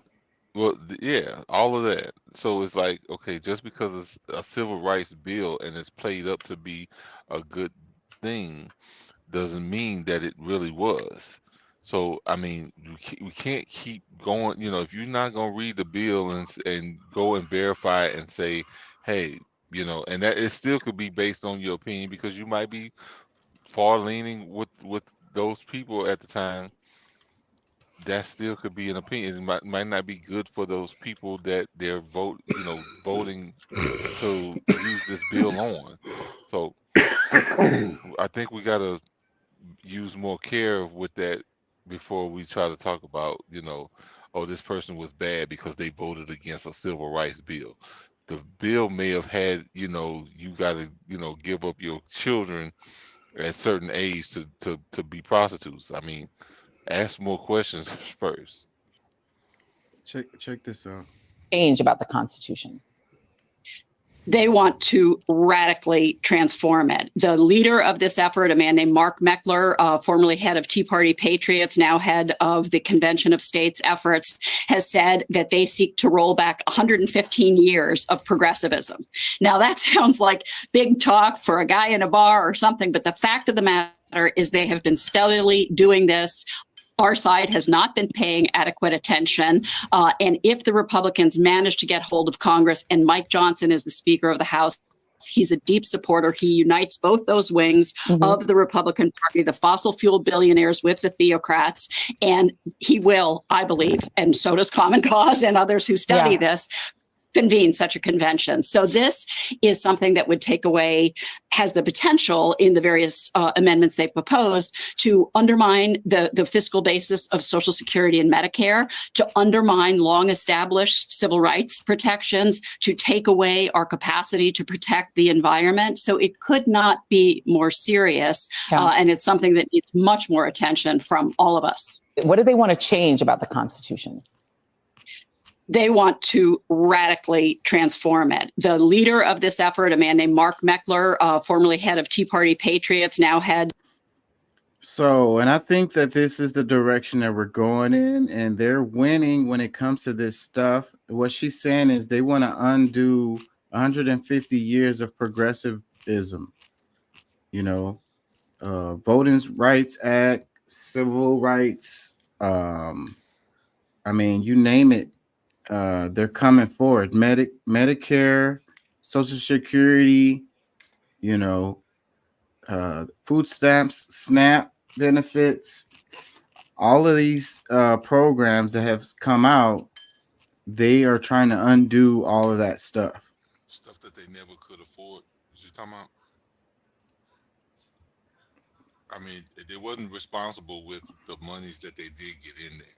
And I think that's one of the biggest problems of them all, because there's no reason for any of those programs to fail when they're being, funded by the people. But because those things have been mishandled, the wrong all these corporations have, are prospering, and you could easily invest in those companies and reproduce things for the people. But because that was not the intention, that's not what, of course, they always tell you this is what it's for. This is for you. This is a great thing. Blah, blah, blah, blah, blah. Give us your money. But then it turns out to what it is now. So I think that goes back to the Noam Chomsky quote we just played earlier, where it's like, they make it not work so that they can. Yes, and some people say, hey, it's a failure. Let's change this. Let's look. I mean, maybe even to some extent you have to totally get rid of it, because at this time trying to make legislation in it only worsens it. I mean, people, older folks rely on Social Security to survive. Social Security flat out is not welfare. It is an investment that people have paid for their entire life. And if they decide to not give me that money back, I believe we should start a class action lawsuit and sue the government for every penny of it. Yeah, I think that is definitely an approach. That's one way to kind of that has been my investment fund. Yeah, I mean that's. And I lost all my private money. All my private investments were gone in COVID. Another creation of the government. So, or at least of a government. Well, and then not to say, I mean, because I think a lot of people forget that George Bush II actually was stealing money from art. I say steal because we didn't necessarily have an option, but they definitely was taking money from Social Security to fund the war in Iraq. Dude, the Republicans took $35 million, Kenneth Starr, just to prove that Clinton got a little yum in the office. Yeah, that's a bunch of ridiculous things. I mean, we can go into more Pelosi used 67 million or something like that to go against Trump 9 months before he actually did the thing that he got slapped over. Well, no, I mean, we go back to the Russia collusion. The Russian collusion that they now know that Hillary Clinton was a part of and not Trump. So they purposely was spending the Democratic Party, all of them together, Pelosi and the rest of them, voted that they was not going to give in, and they kept spending like it's really just money to steal from us. And that's like, no, that's absolutely what it is. Stealing money, appropriating money from Social Security is the definition of stealing directly from the American people. Yeah, most definitely. And the sad thing is, after this big boom of babies starts dying off, where we've been having less babies and stuff like that, Social Security would have completely righted itself again had they left the original investments in it, which is why the compound interest has not taken it up and over that hill. It's because the money's not been there to keep compounding the interest. Well, no, I mean, the first of all, the investments were totally bad. Like, I mean, we have individuals that's trillionaires right now. So how is it that these people, if you can follow the money and do the right thing, they already look at what Pelosi's husband makes money, because they know where they're going to. I'm specifically and only talking about Social Security and Well, how it is I'm not talking- it is not handled by a government agency at all. It is the Well- largest government private contract that we have.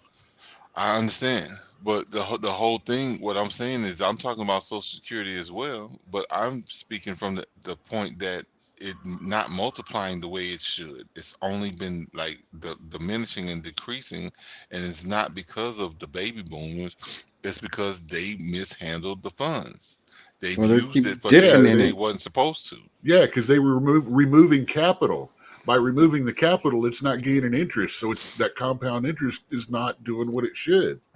Exactly. They keep dipping in it like they're the piggy bank. Yeah, like it's their own private money.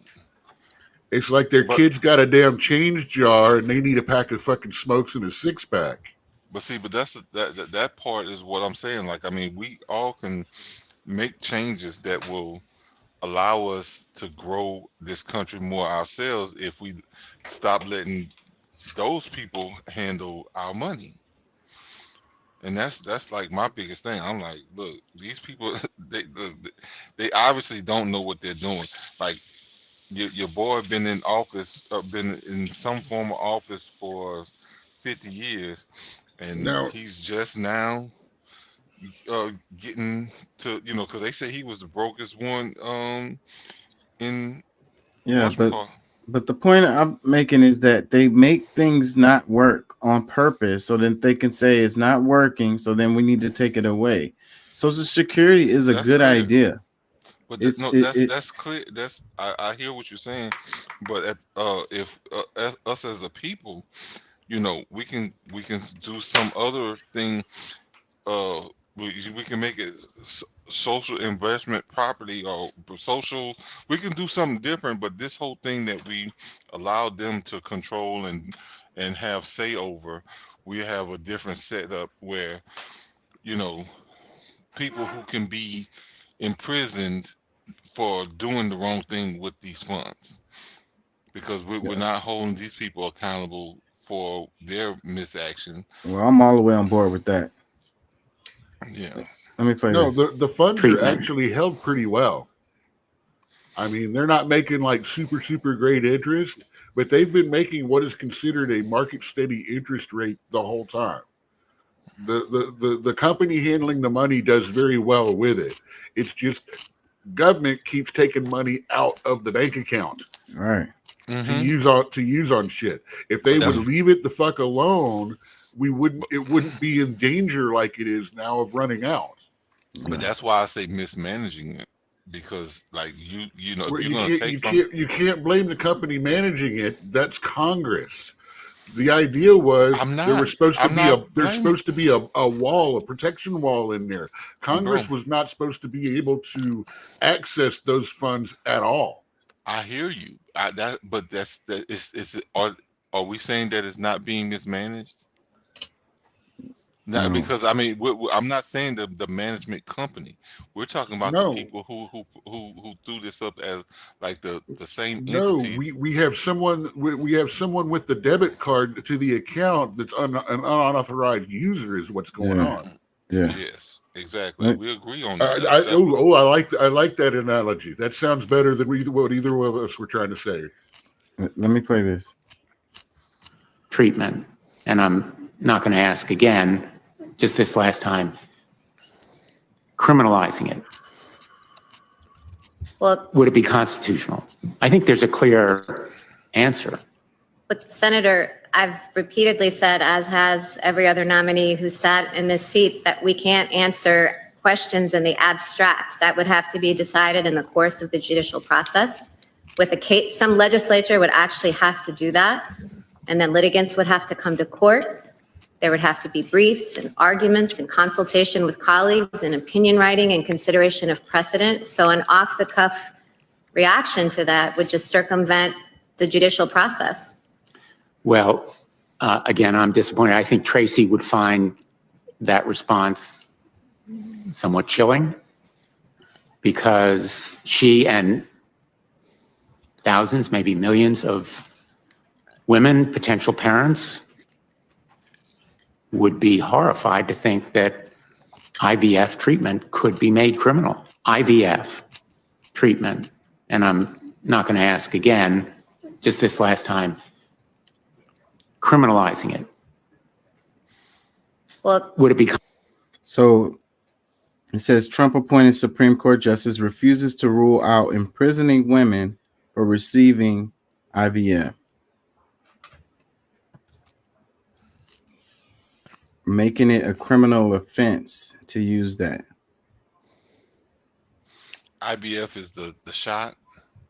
No, what we were talking about earlier. In vitro fertilization, basically test tube babies. Yeah. Fertilizing the egg outside of man and woman in a lab and then putting it back into her to carry. It can eat, most of the time it involves hers and his, or in the case of someone unable to be reproductive, a donor will be used, either egg or sperm, and it gets put into simply put, it gets put into a petri dish, it fertilizes, and then they put it in her, it becomes a baby. I got you. And I kind of, I've heard the process somewhat before. I was just, I hadn't used the term, the IV, like, yeah. I'm not from the generation of all of these. Yeah, in vitro fertilization is the is what that's a short for. Yeah. Okay. Or test tube baby. Yeah, man, that's a tough one. But I mean, like, why are they forcing her to try to make that answer? And she's given a clear. I mean, at least to me, she's like the reason why she's not gonna try to do that. And I guess the question is based on her opinion or what she believes, but it's still a setup. So I mean, we know how they answer questions down there, because when it really boils down to it, it's not supposed to be based on your opinion. And when they try to force you to answer something based on your opinion, that's just aha. See, so you will try to do this or do that, and instead of letting justice be, you know what I'm saying? Like, okay, that's one of those. I just think it's crazy that we're at this moment where we're thinking about imprisoning women for receiving an IVF. Why is that even a freaking? I was going to say, I was going to ask Pat if you're okay with test tube babies. No, I don't care. I'm the same way on that. I mean, if that's what you can do, if that's what you can afford, I mean, I'll answer. More power to you. If that's the lifestyle you want to live. Yeah, I look. I'm gonna tell you, like, if it came down to it, if I really needed to do something like that, maybe I would. I mean, I'm, not really totally. I mean, I'm for science, and but trying to convict somebody, like, I think some things are really ridiculous. So, well, see, the move here is to force people that want to have babies that can't to adopt these babies that are going to be born that can't get aborted. Oh, I didn't think of it like that. So ultimately, if you really think about it, this is almost kind of a really twisted human trafficking kind of ring. Damn. So, here's a comment. It says, women that received or receiving IVF voted for Trump and was in support of overturning Roe versus Wade. They literally voted against their own interests because their loyalty to a party or person. So basically, the ones who voted for this deal with it, you got what you wanted. Wow. That's a bit harsh. Real deal. Hughley posted this. He says, "When life someone that imitates doesn't art." understand the three branches of government, right there. You know what I'm saying? D.L. Hughley, his caption, he says, "When life imitates art, Handmaid's Tale." It says, during her questioning from the Senate, Trump appointed Supreme Court Justice Amy Coney Barrett refused to rule out imprisoning women for receiving IVF. This is especially relevant today after the horrific ruling made in Alabama, which stems from the ending of Roe versus Wade. Yeah, I don't think he's actually read The Handmaid's Tale. I don't think he's read anything. He probably heard that from somebody else and tried to reuse it.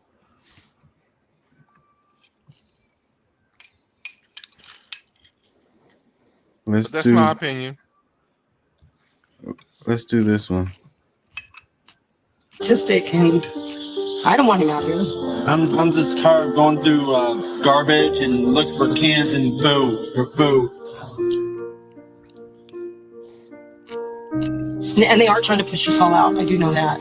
I don't want to leave. I love Manteca. I want to be here. It feels like, get them out. We don't want to look at this. And it's getting tiring. I feel like I'm harassed. It says Manteca has made it illegal to sleep outside, but you there's don't know no if they're gonna come shelter. up and kick you out, get up. And when it rains, you gotta move around. Mentally, it gets you. My husband had a few seizures, and I'm really scared. I'm scared a lot because I'm getting older and I gotta take care of him. We're still human beings. We're human, and it's sad. So it says all across the U.S., towns like Manteca are passing barbaric anti-homeless laws.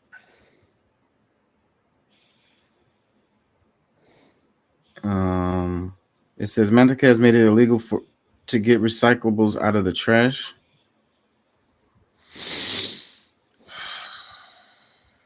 Another one. What was the other one? It said, hold on, let me wait for it to pop back up. It says Manteca has made it illegal to sleep outside.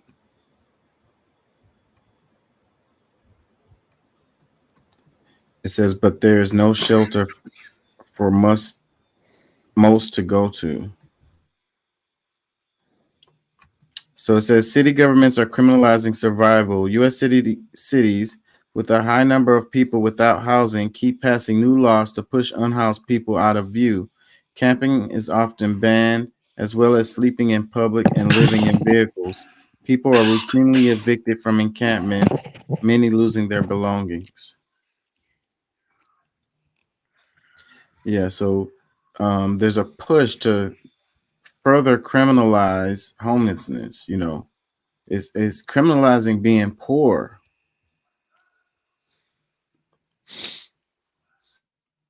Another comment, it says, if the government is passing homeless laws, then that should also come with the responsibility of ensuring their homeless are housed. It says, they say the real way to assess the greatness of a nation is by how it treats its most vulnerable people. What does that say about us? Another comment, it says, it's illegal to be poor. How about we help people get housing and job opportunities instead? It says, our country is sick. Capitalism is the cause. Want those two people, they don't want housing. They don't want job opportunities. They want a shelter on nights when it's bad, and other than that, they just want to camp wherever they want. They don't want to leave that place. Doesn't matter if they're not wanted. Doesn't matter if there's no help for them there. They're going to stay there. They're getting sick. They're getting older, which means they're going to start being taken to the emergency room time and time again. Yep, and who flips the bill for that? I mean, this is one where there is, deplorable as it sounds, are definitely two sides to this situation. And there are some places that, it's like if you choose to be homeless, if you choose to not have anywhere to live, don't do it here. There's plenty of other places you can get up and go. Go to a city, go to a place, go to a larger town, go somewhere that's got resources for that. We don't. It says they won't fix. Where are the churches in this? You can't tell me some little town in the middle of nowhere doesn't have at least 3. They probably got way more than that. I mean, there's more to this than just what we were. how they made us want to feel sad. It says they won't fix the root cause and they criminalize the symptoms. That's what I'm saying. If they weren't choosing to be there, I would have far more sympathy and fight for them. Well, you can make the argument of, it's supposed to be a free country, right? If free to live how you want to live, right? Okay, so by saying that, they're choosing to live in a place that does not want them around. A community that has come together and by vote decided we want these laws passed so people don't take advantage of our town, so we don't have to worry about the extra cost that they're going to incur. I mean, what about the rights of the people who live there to not have to worry about incidents? I'm sorry, I'm very, very on both sides of this argument because of, like I said, she says, I don't want to go. They don't want me. They won't give me shelter. They make us move around. They won't let us camp, but I don't want to leave. Mm. You've chosen to be where you are. So at this point, should you, instead of complaining about this, that, and the other, finding a way to gather resources to become part of the community instead of a boat anchor to the community? Yeah. I just feel like it should be programs available for people. What if it's only a town of about 1,000 people or something like that? What if it's, it looked like a pretty small town. Yeah. I mean, again, here's where I go back to, where are the churches in this? Because I have never seen a town of smaller, towns with like 200 people in it will still have 3 churches. Yeah. Yep. And they should be looking out for the. I mean, churches outside of cities are like Starbucks in cities. They're everywhere. Yeah. It's like liquor stores.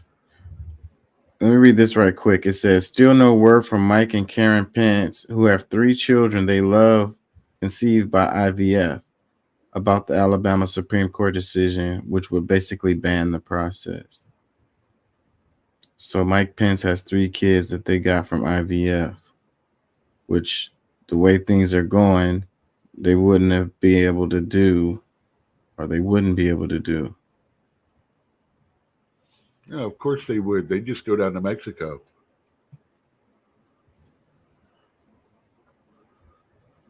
Well, we went on this wonderful Mexico vacation, had too many tacos one night, drank some tequila, and woke up. Oh, look, a miracle baby. Yeah. It was because we touched the Santa Cristo de Redeemer.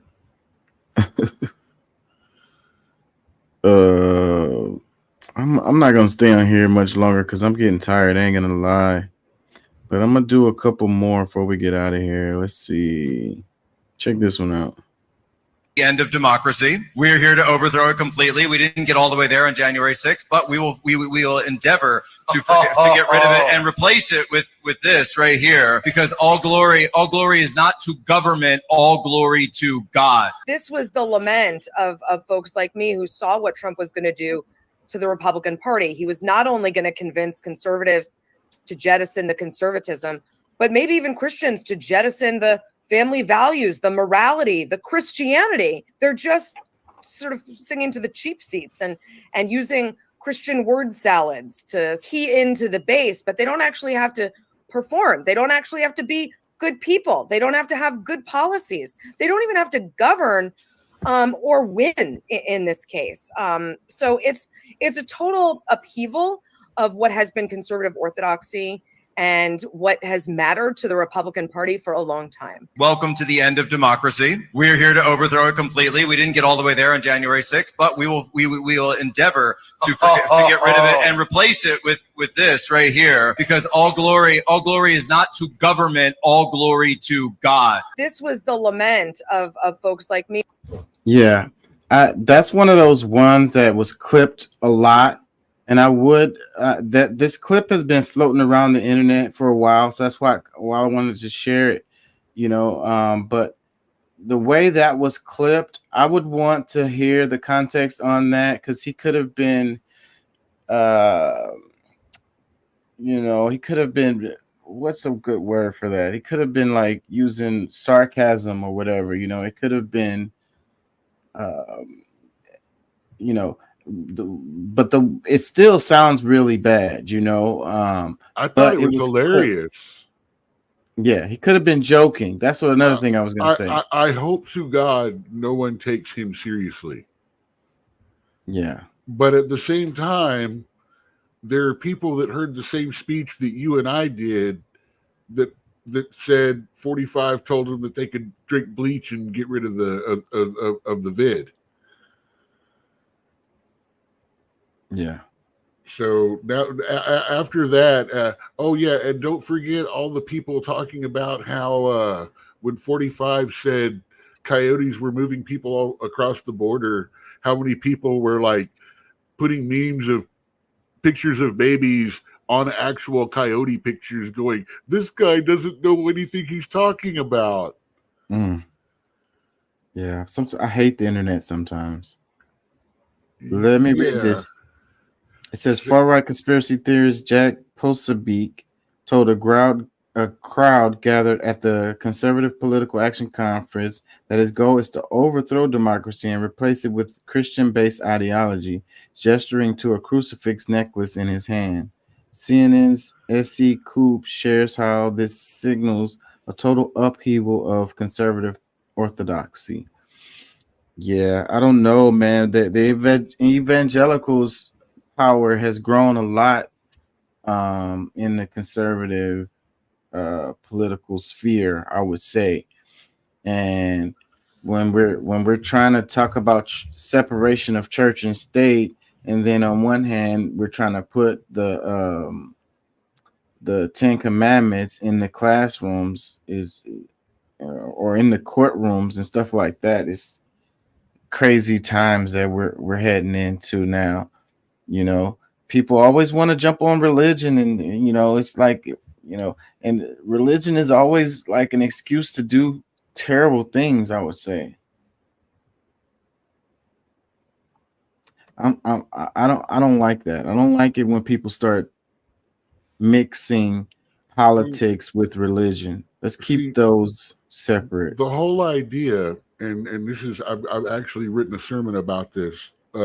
My favorite of the 10 Commandments that people don't understand is thou shalt not take the Lord's name in vain. They're not talking about stubbing your toe and saying, God damn it, stuff like that. They're talking about using God's name to publish and produce an earthly agenda.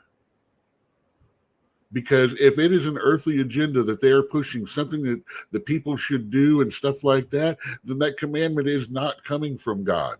Mm-hmm. You are using God's name in vain to promote your personal beliefs and agenda. Mm-hmm. Even if it is your belief in God and the Bible. That is taking God's name in vain.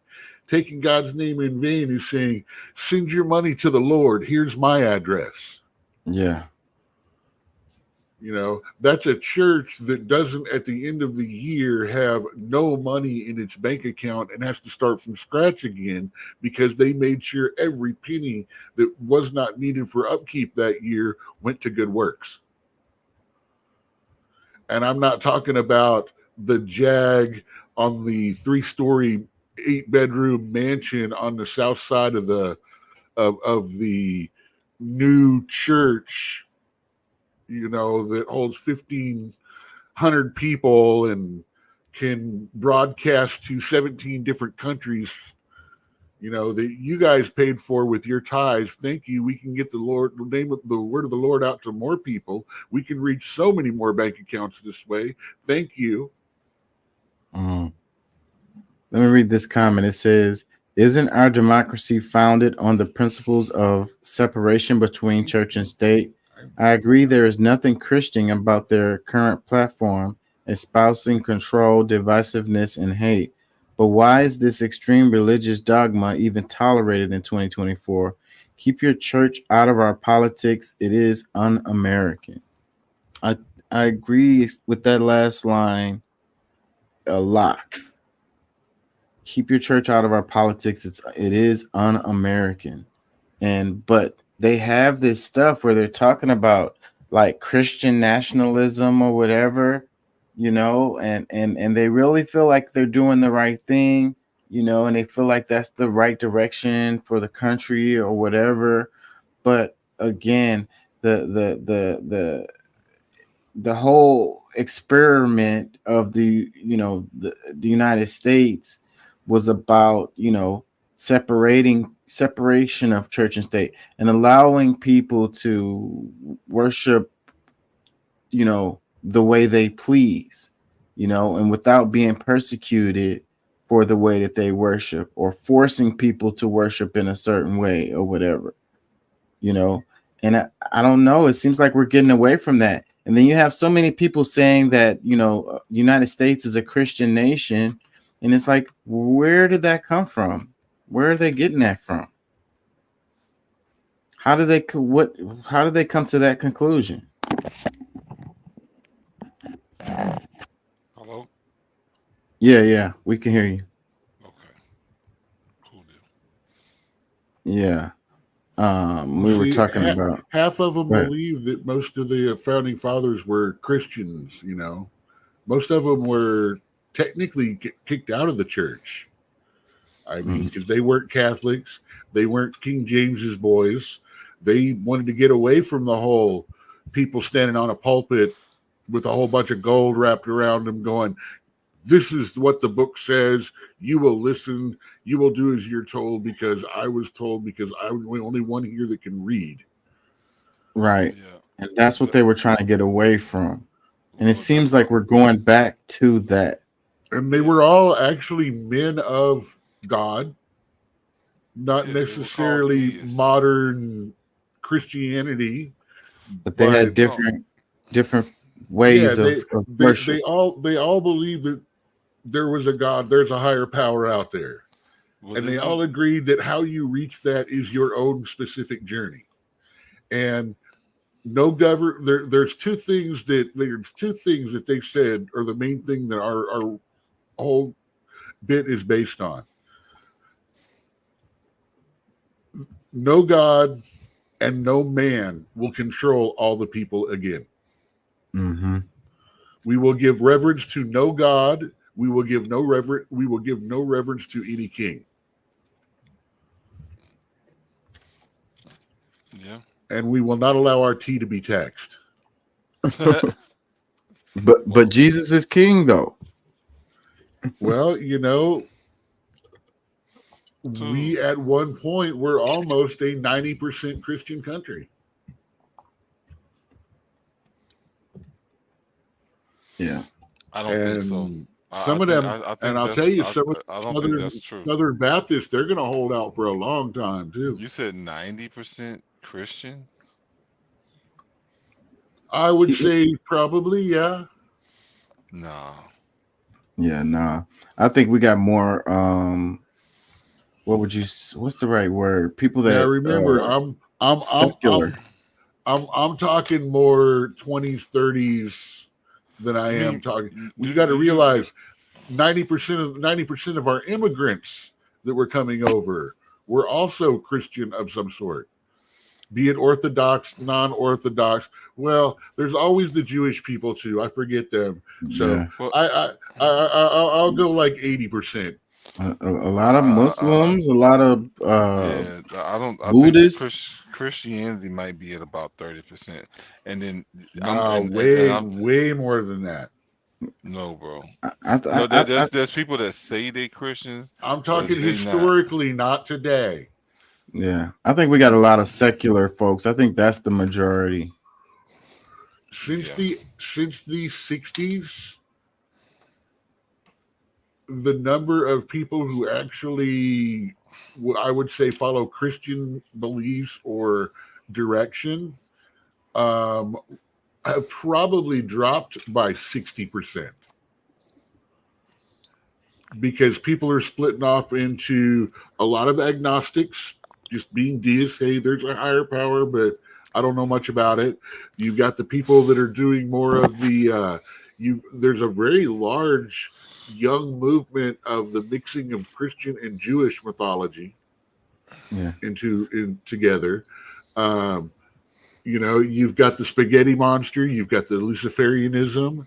I mean, a whole bunch of new and different religions are popping up. Yeah. I mean, so and like the Mormon church is dying out because the kids walk away from the Mormon church. There's very few kids that are raised through the church anymore. And it's getting to the point where the more they try to retain membership of the younger kids, the more people start looking at them and going, are you a church or are you a cult? Yeah, we got a lot of cults. Well, all of them are cults. What are you talking Yeah. about? Check this out right here. It says trans athletes banned from women's sports at Nassau County facilities. The ban is believed to be the first of its kind in the nation and goes into effect immediately. Yeah. What do y'all think? It says protect women's sports. I don't understand. Because there's a ban. Oh, you're talking about the trans ban. Yeah, it says trans athletes banned from women's Okay, sports. you're asking me an opinion on a headline, and I need more information before I. Well, it's So- Nassau County. It says the ban. Okay, one. Where's Nassau County? Two. Florida. Trans athletes banned from women's sports at Nassau County facilities. Are they banned from sports? Are they banned from the facilities? Is No, it only sports. Nassau County? I mean, this is fucking outrage porn, dude. Yeah, ABC7 posted this. So yeah, it doesn't have much. Look, even more the to it. ABC7. Look at that. The ban is believed to be what ban? What about it? Come on, talk to me here. You're a news people. You've given me no news. You've given me a headline which I'm either going to agree with or not knowing anything about it. Trans athletes banned from women's sports. I'm okay with that. Trans athletes banned from county facilities. I'm okay with that too. I'm sorry, women's restrooms should be a safe space. I don't care if you identify. When you're in a place where you're going to be nude, you need to respect that it is a safe space for women. And no matter what you feel like, if you're a beaver with a cleaver hanging out, you should not be in there, especially if there may be people that are younger than 18 present. Well, that's why we have more and more of those like restrooms that have like their individual use, like family restrooms. Like basically anybody can go in because you go in and you lock the door. It's like for one person, or if it's a family or whatever, and so it's just one person. That's how what's they're hilarious? doing. Remember the TV show Ally McBeal? Mm-hmm. The little lawyer show. Remember how they had the unisex bathroom, so they could use an interior bathroom shot and save money. But anyway, their lawyer place, they had a unisex bathroom. Men and women both went there, and all of that. All the talk about it was how that would never work because of lawsuits and potential for lawsuits and stuff like that. And now it's actually one of the things that is starting to pop up around Everywhere. People are starting to accept it. It's kind of like TV. People thought and cable. they were afraid that the government was going to be listening to you with your TV plugged in, and now it's actually one of the features that we look for when we spend money to buy a TV is that it will answer to us. Yep. They get that buy-in over time. Y'all check this out. More clips from Trump's speech. I think this is the one. I don't know if it's in here, but the one where he was talking about the lights. I don't know if y'all saw that one. He was like, "It's so bright in here. I can't even see y'all. I can only see the black ones." Freaking hilarious to me. Let me play this. I don't know if this is that A one. second time, and a third time, and a fourth time. And a lot of people said that that's why the black people like me, because they have been hurt so badly and discriminated against. And they actually viewed me as I'm being discriminated against. It's been pretty amazing. But and then Oh, that's the same one I played earlier. Dude, I don't care how many charges you're up against, how many mugshots you get. Black people are not going to identify with you because you're a criminal. wrong kind of crime. Yeah, well, I think he's sure to say that that's what people are saying. If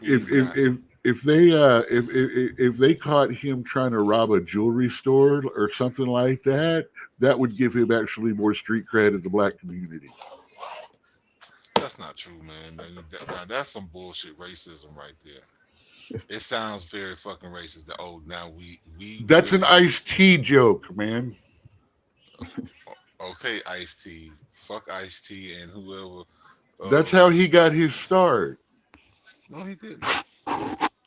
Talking about doing crime is not the same as doing crime.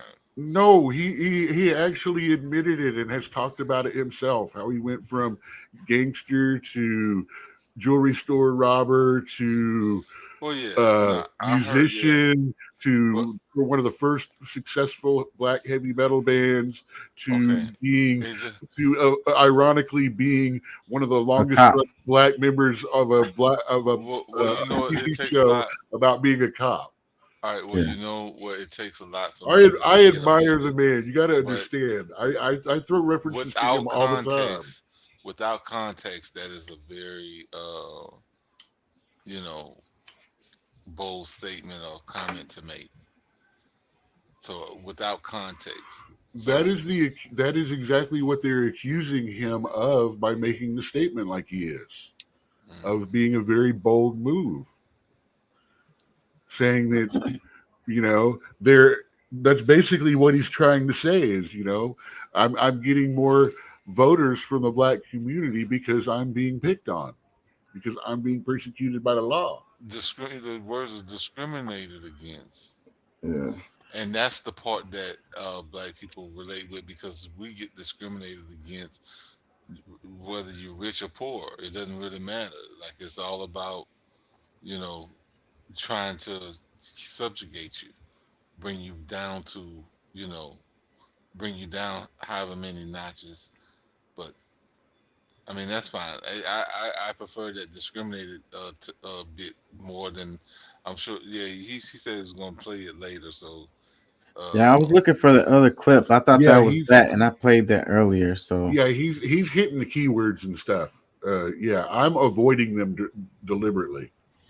Check this one out. It says Aaron Hawley helped overturn Roe versus Wade. Now the lawyer is taking the abortion pill fight to the Supreme Court.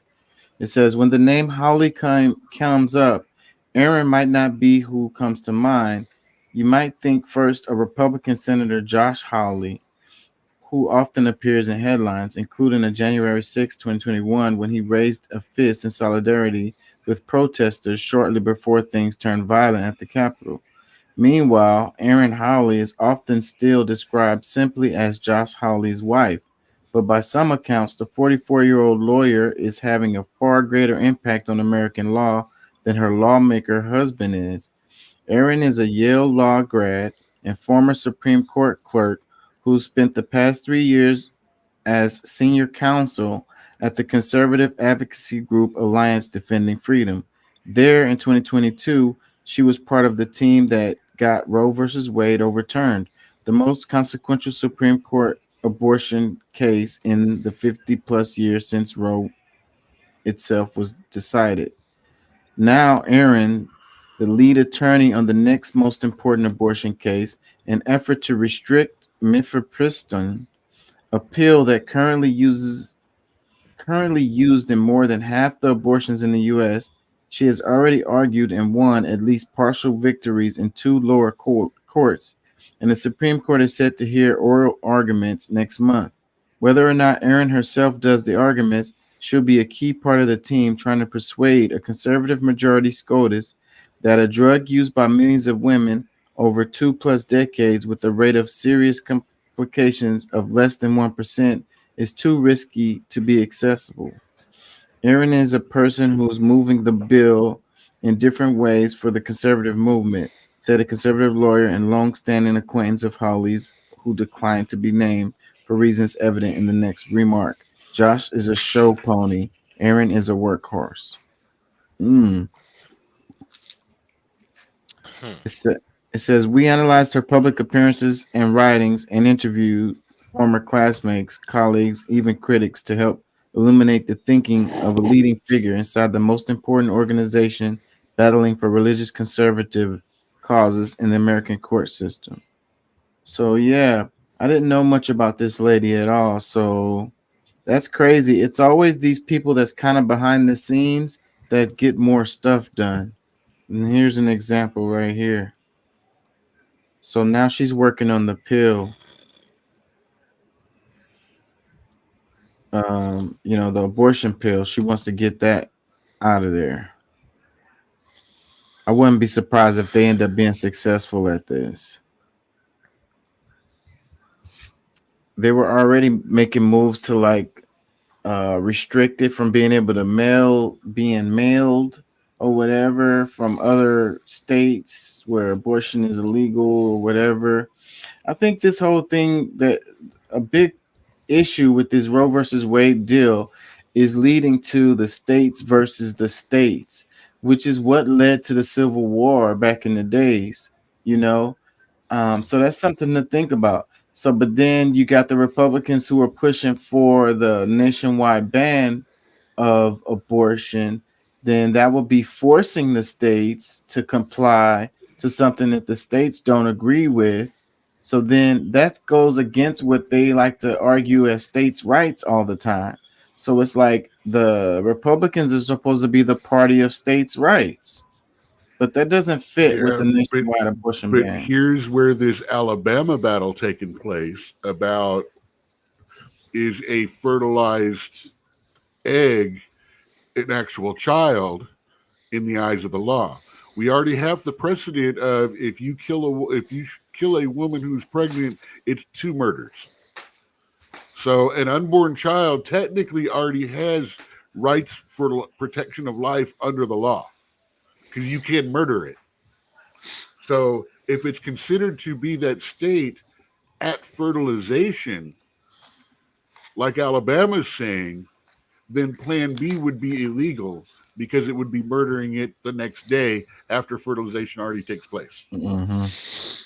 Yep, and then maybe they could hold you accountable for that and take you to jail for that. I think it's. I know. Here's my crazy conspiracy theory about it. It's too easy to get. It's a 1% chance of problems, which is too high to be something that's over the counter. So instead, we're going to have to make you make a little appointment with the dude or the nurse at the CVS. They're going to have to sign off of them. That way, the government gets a taste of your insurance tax money, the money that got paid there to the people, and gets a little taste kickback from the drug companies. Yeah, that's what I was about to say too, because that would make a lot of sense actually. It's just more hands in the pot, so you're going to get not just the pharmaceutical companies getting money, you're going to get the places like Walgreens and CVS. You're going to have possibly the insurance companies, possibly, like Doc just said, the government. Where have they been getting it before? You could just get it mailed. You could just order it online and have it mailed to you. Yeah, it's some places you can just go pick it up. It's an over-the-counter product. You don't even have to sign for it. Yeah. So you can mean to just- tell me that you got to go through all this rigmarole to Or- get some sinus medicine? Or some, wait, some no, allergy. it's some a bu- allergy it's a, medicine. no, yeah, it's a behind-the-counter product. Yeah. Okay. You have to go to the counter and be like, "Hey, I want that." Kind of like, Yeah, I need a plan B.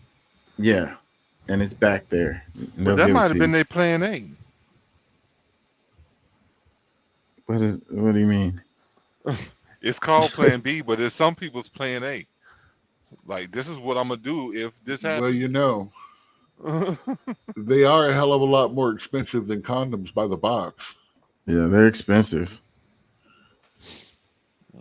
There's no fun in it. And if you don't take, if it's a two-part piece process too, if you don't take it right, it can still not work. Say, bro, some of these girls are addicted to getting their club shot up. Like, they like the feeling of the explosion. Well, it doesn't help right now that it is very popular to have the pull-out game of Nick Cannon. Because he obviously don't.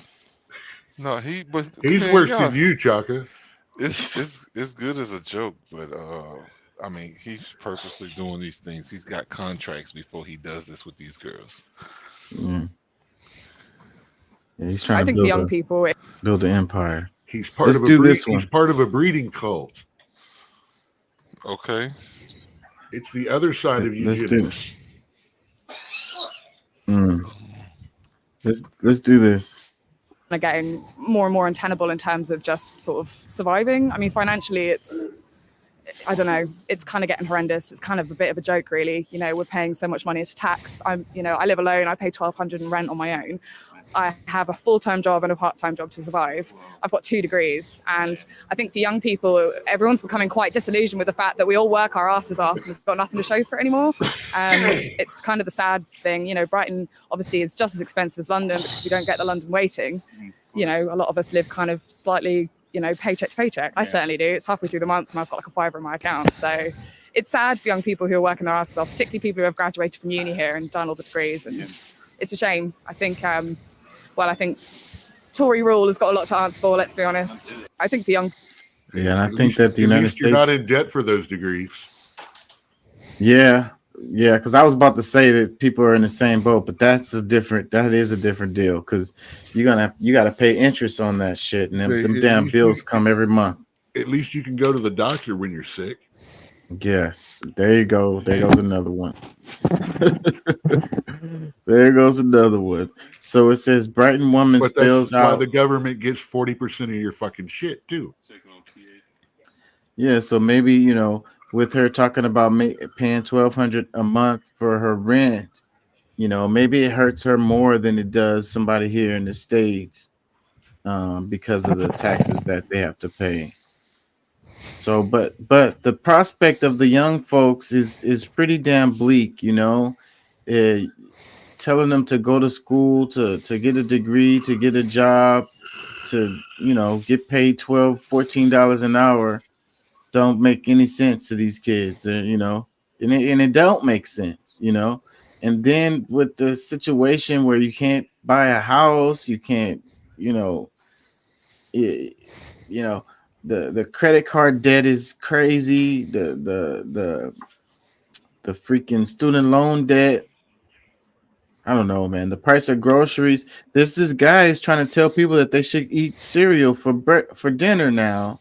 And that's what they're pushing. It's like, it's cheaper to get some cereal. You can just eat cereal for dinner, Well, yeah, that way you can carb it up right before you go to bed. Make sure you got some nice active dreams because the sugar running around in your blood and then all of it'll be around your ass and stuff like that by the time it's done.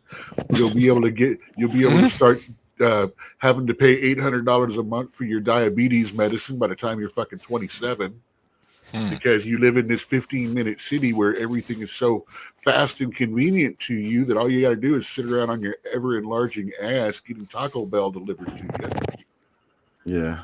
That's the future that they're hoping for. That's Yeah. why I don't like 15-minute cities. Yeah.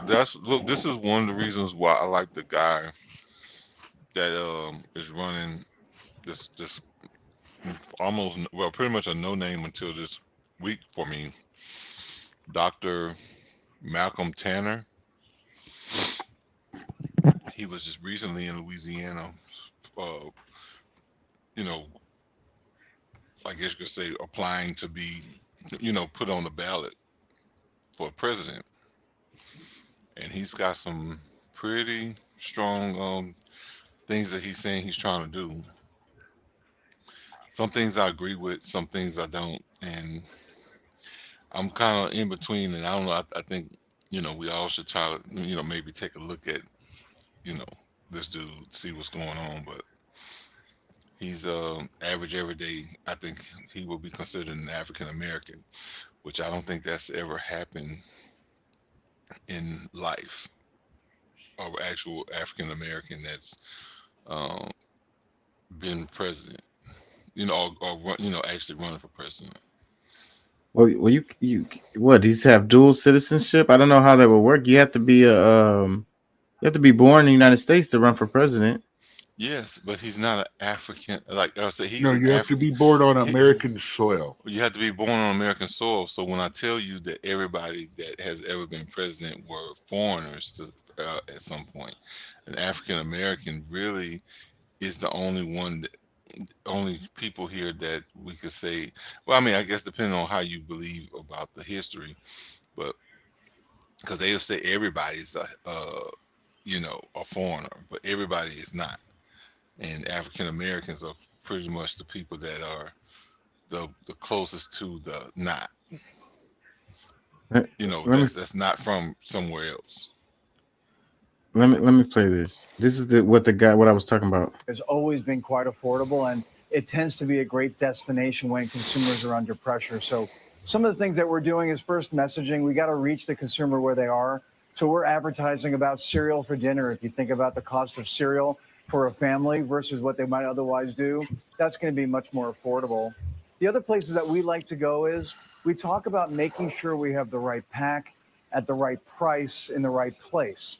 So having a different size pack that'll have a different price point, that'll take some pressure off the consumer while they're shopping. So those are some of the things that we're doing. But in general, the cereal category is a place that a lot of folks might come to because the price of a bowl of cereal with milk and with fruit is less than $1. So you can imagine why a consumer under pressure might find that to be a good place to go. Right. I'm all for innovation and marketing, really? but the idea of having cereal for dinner, is there the potential for that to land the wrong way? The cereal category. Is there a potential for that to land the wrong way? Yes. Freaking, this is crazy. When they talking about Biden economics. I covered that pretty good, I think. Yeah. They talk about Biden economics and they talk about the economy is doing so well and all of that. Yeah. So, but then on the other hand, they're talking about families gonna eat cereal for dinner or whatever. So I guess that's what you need to invest in, right? Go invest in some cereals because people are gonna be eating cereal more because they don't have money to. The McDonald's, the price at McDonald's is gone up for That's Big Mac meal. That's like the bill collector. That's like the bill collector going, "Hey, you know, if you eat beans and rice once a night, you'd be able to make that payment, wouldn't you?" You know, that's like when they be talking about the avocado toast. They're like, y'all, you could buy a house if you could just, you know, stop eating so much and avocado toast. Yeah, stop going to Starbucks and stop eating so much avocado toast, and you can go get you a house. Hey, Starbucks is a scam and a bad company. Unless you invest in it, then they're a great company. Well, look, I'm gonna say this, bro. Seeds cost a whole lot less than that. Start growing your own shit. You know what I'm saying? And then you know what happened to it. You know you ain't sprayed no bullshit on it. You know that you're gonna get fresh. Yes, but that requires effort. But it also requires going to the grocery store takes effort. Not as much effort and time as doing that. And space. I mean, I live in an apartment. Where am I going to plant stuff at? Man, stop it. I mean, I could put some stuff in some pots, but I mean, how much is that? I'm gonna supplement my freaking food with some stuff that's coming out of some pots that I got At on my least some of it. balcony. At least some of it, bro. It's not gonna really make a difference, bro. I'm still gonna have to go to the grocery store. At the end of the day, I need some chickens. You still Hey, gotta go. on that side, I do encourage people to grow a few of the herbs.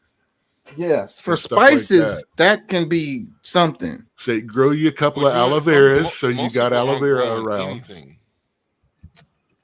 You know, some I would, peppers, some at least spices. applaud you if you're doing that. I mean, shit.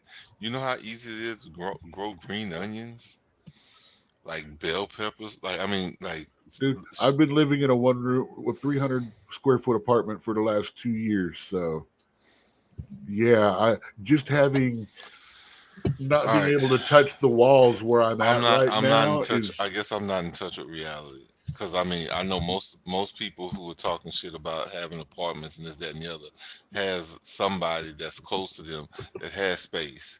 That you no. can go- I was literally living in a Motel 6 that turned into private studio apartments Well, so you, for you 2 don't have- years. you don't have a friend with a house.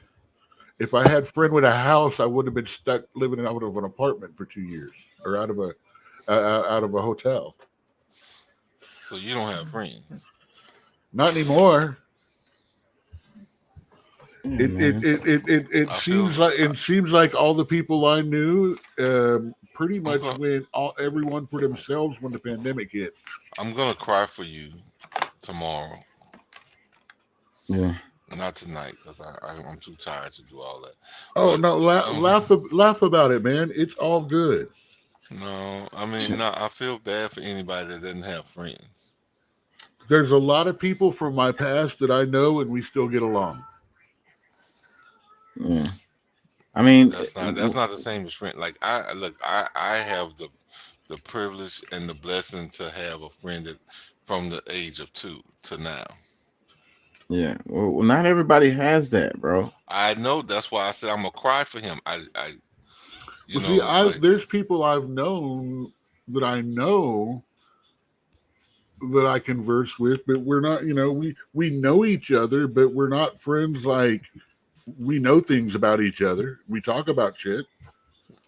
I hear you. Let me read this second slide right here. It says, I wonder if he thinks cereal is a nutritious enough dinner for his own family. Kellogg's company CEO Gary Pilnick, appointed in October 2023, has a tenure of less than a year. Total yearly compensation is $4.02 million, comprised of 19.7% salary and 80.3% bonuses, including company stock and options. Directly owns 0.13% of the company's shares, worth $1.7 million. Well, see, he doesn't have to go to Kroger's and get his. He can go to Whole Foods. Yeah, he good. It says, this made me cackle because there's no way I read this correctly. Has he ever had cereal for dinner? How did he feel in the long run?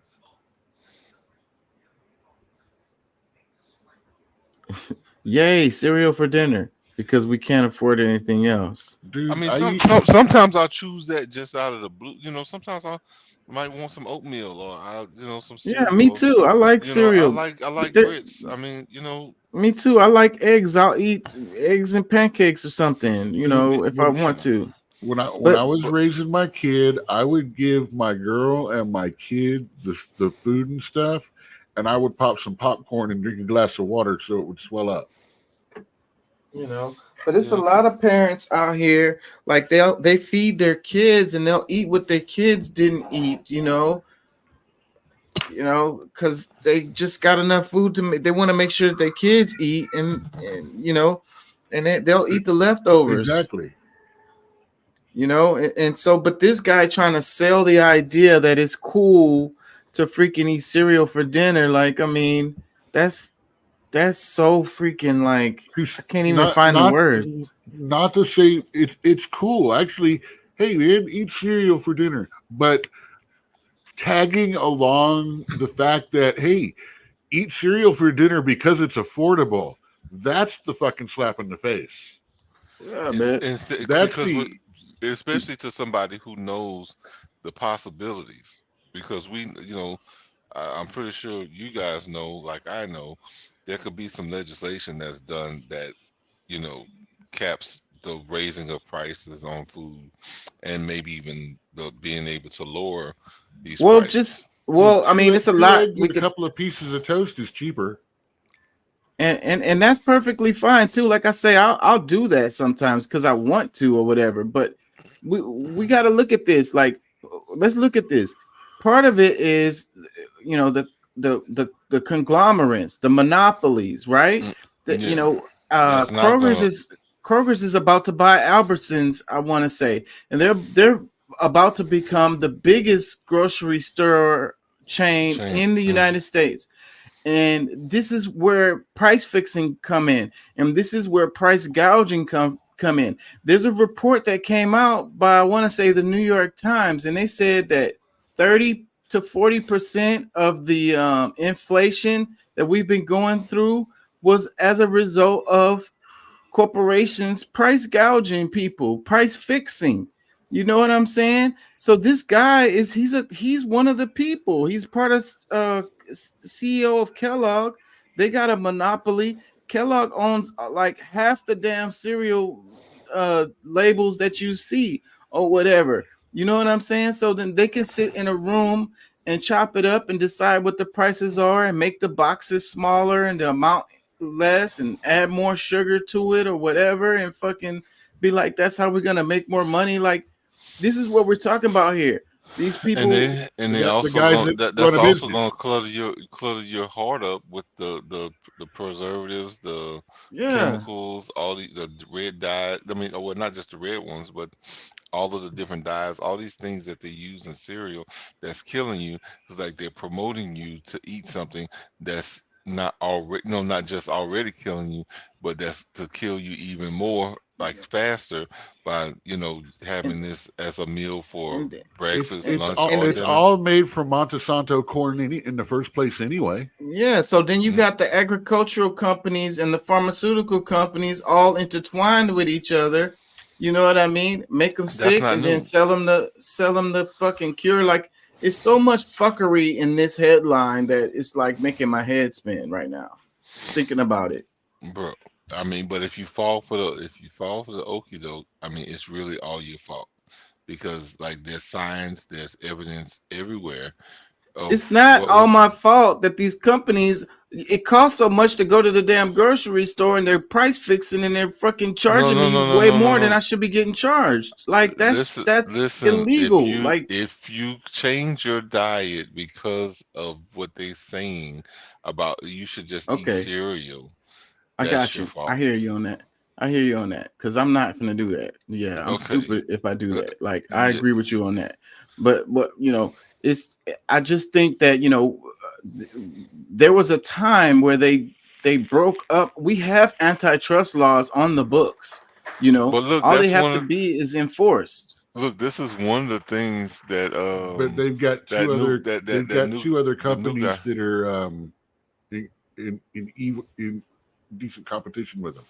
Yeah, but look, this is one of the things that they're saying, that this president, this candidate is saying. Or it appears that they're in competition. Go ahead. But no, listen, this presidential candidate that I just told you about, that's one of the things that he says, that he's going after the corporations, the food, the people that's poisoning the food.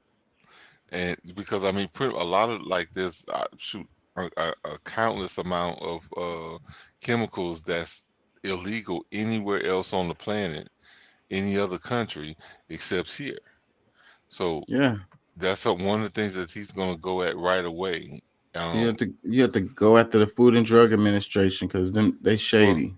Well, see, that's the whole thing. When Ramaswamy was talking about all of those government agencies and getting rid of them all practically overnight, people's like, "Oh no, that's wrong. You're gonna put people out of jail. I mean, put people out of work." And it's like, yeah, but they're killing you. Yeah, and that's the part that, like, people are overlooking. It's like, look, a lot of y'all may not do any homework, but pay more attention to the people who do, because like we've been crying out that, hey, look, this is not cool. Like, I don't know how I, many videos I've shared with people like, look, this is what they do with your food. Like, yeah, but I don't agree with just doing away with. And we need an agency like that. It needs to be monitored. It needs to be, but you need to get rid of that agency and maybe recreate with different policies, different laws actually in place that protects the people from the shit that they have evolved into. Like, because in the beginning, maybe it was a great thought in the beginning, but because of what they allowed, the different legislations that they've allowed to come in and say this thing is okay, but it's killing you. And, Yeah, but see, that'll go back to the argument we had before in the show where we were talking about regulation. And I was like, regulation is not a bad thing, but it's like they want to take away regulations for everything and just let people just do whatever the hell they want to do. Like, that's the reason why we got trains fucking derailing and spilling shit. When it comes down to science, I think that we have to be able to trust science, like real science again, instead of people's opinions, because we're talking about chemicals that they're saying, oh no, you'll be okay. Yeah, just because it doesn't kill you today doesn't mean that it's not killing you today. Yeah. So Like, that's I mean, where regulations there's need a to be. there's generations before us that we was able to live with and see that was eating certain foods and not getting diabetes and not getting high blood pressure, not Right. getting a lot of different things that we're getting at 40 and 50 years old. It's the preservatives that's the worst thing. So it's like everything that's coming out of a bag. Like they ate fresh foods. It's putting back your then. heart in cardiac arrest, and you're saying that, oh, well, it's safe. Safe to what? Yeah. What how are we defining safe now? Let me read a couple comments. It says, hearing wealthy folks put a marketing spin on poverty is wild. Another one is, it says, eat the rich instead. Another one, it says, pasta, rice, and beans are affordable. Some cereal is over $5 a box, and they feel it like a effing chick bag half the way. These people have lost their minds. Yeah, I mean, and when they try to use the conversation that, how cheap it is, hey, it's like $1 a bowl. I don't know about that. And Yeah. even if it is that or even cheaper, it's not really the best choice. I mean, there's very few Yeah. cereals that I would definitely that I would put my confidence in. Actually, it is pretty cheap, but only if you're buying either from Kellogg's, only their corn flakes and their Frosted Flakes. Yeah. Actually, not the Frosted Flakes. I buy the cheap ass cereal, the malto meal crap. That's like off brands, fruity nuggets instead of fruity pebbles. I'm a Chex and Cheerios type of dude. Yeah, but you still got to buy the milk, and then what nutrition value are you getting from it? I've always got milk anyway. I drink much milk. Well, your body can handle it better than ours. Let me read a couple more. It says, reminds me of those millennials can't afford kids. Have they tried just not eating? Article a few months back. Another one that says, boycott Kellogg's. The only concrete power we have is the purse. Another one that says, they've been trying to promote you to being a breatharian. You just breathe. If you breathe the right way, you can just live off of that alone. But only if you don't live in a city. Yeah, because what you're breathing is freaking killing you. let's do this one right here. It says the amount of former President Donald Trump owes in his New York civil fraud case is $454 million plus $111,000 of post-judgment interest accrued each day.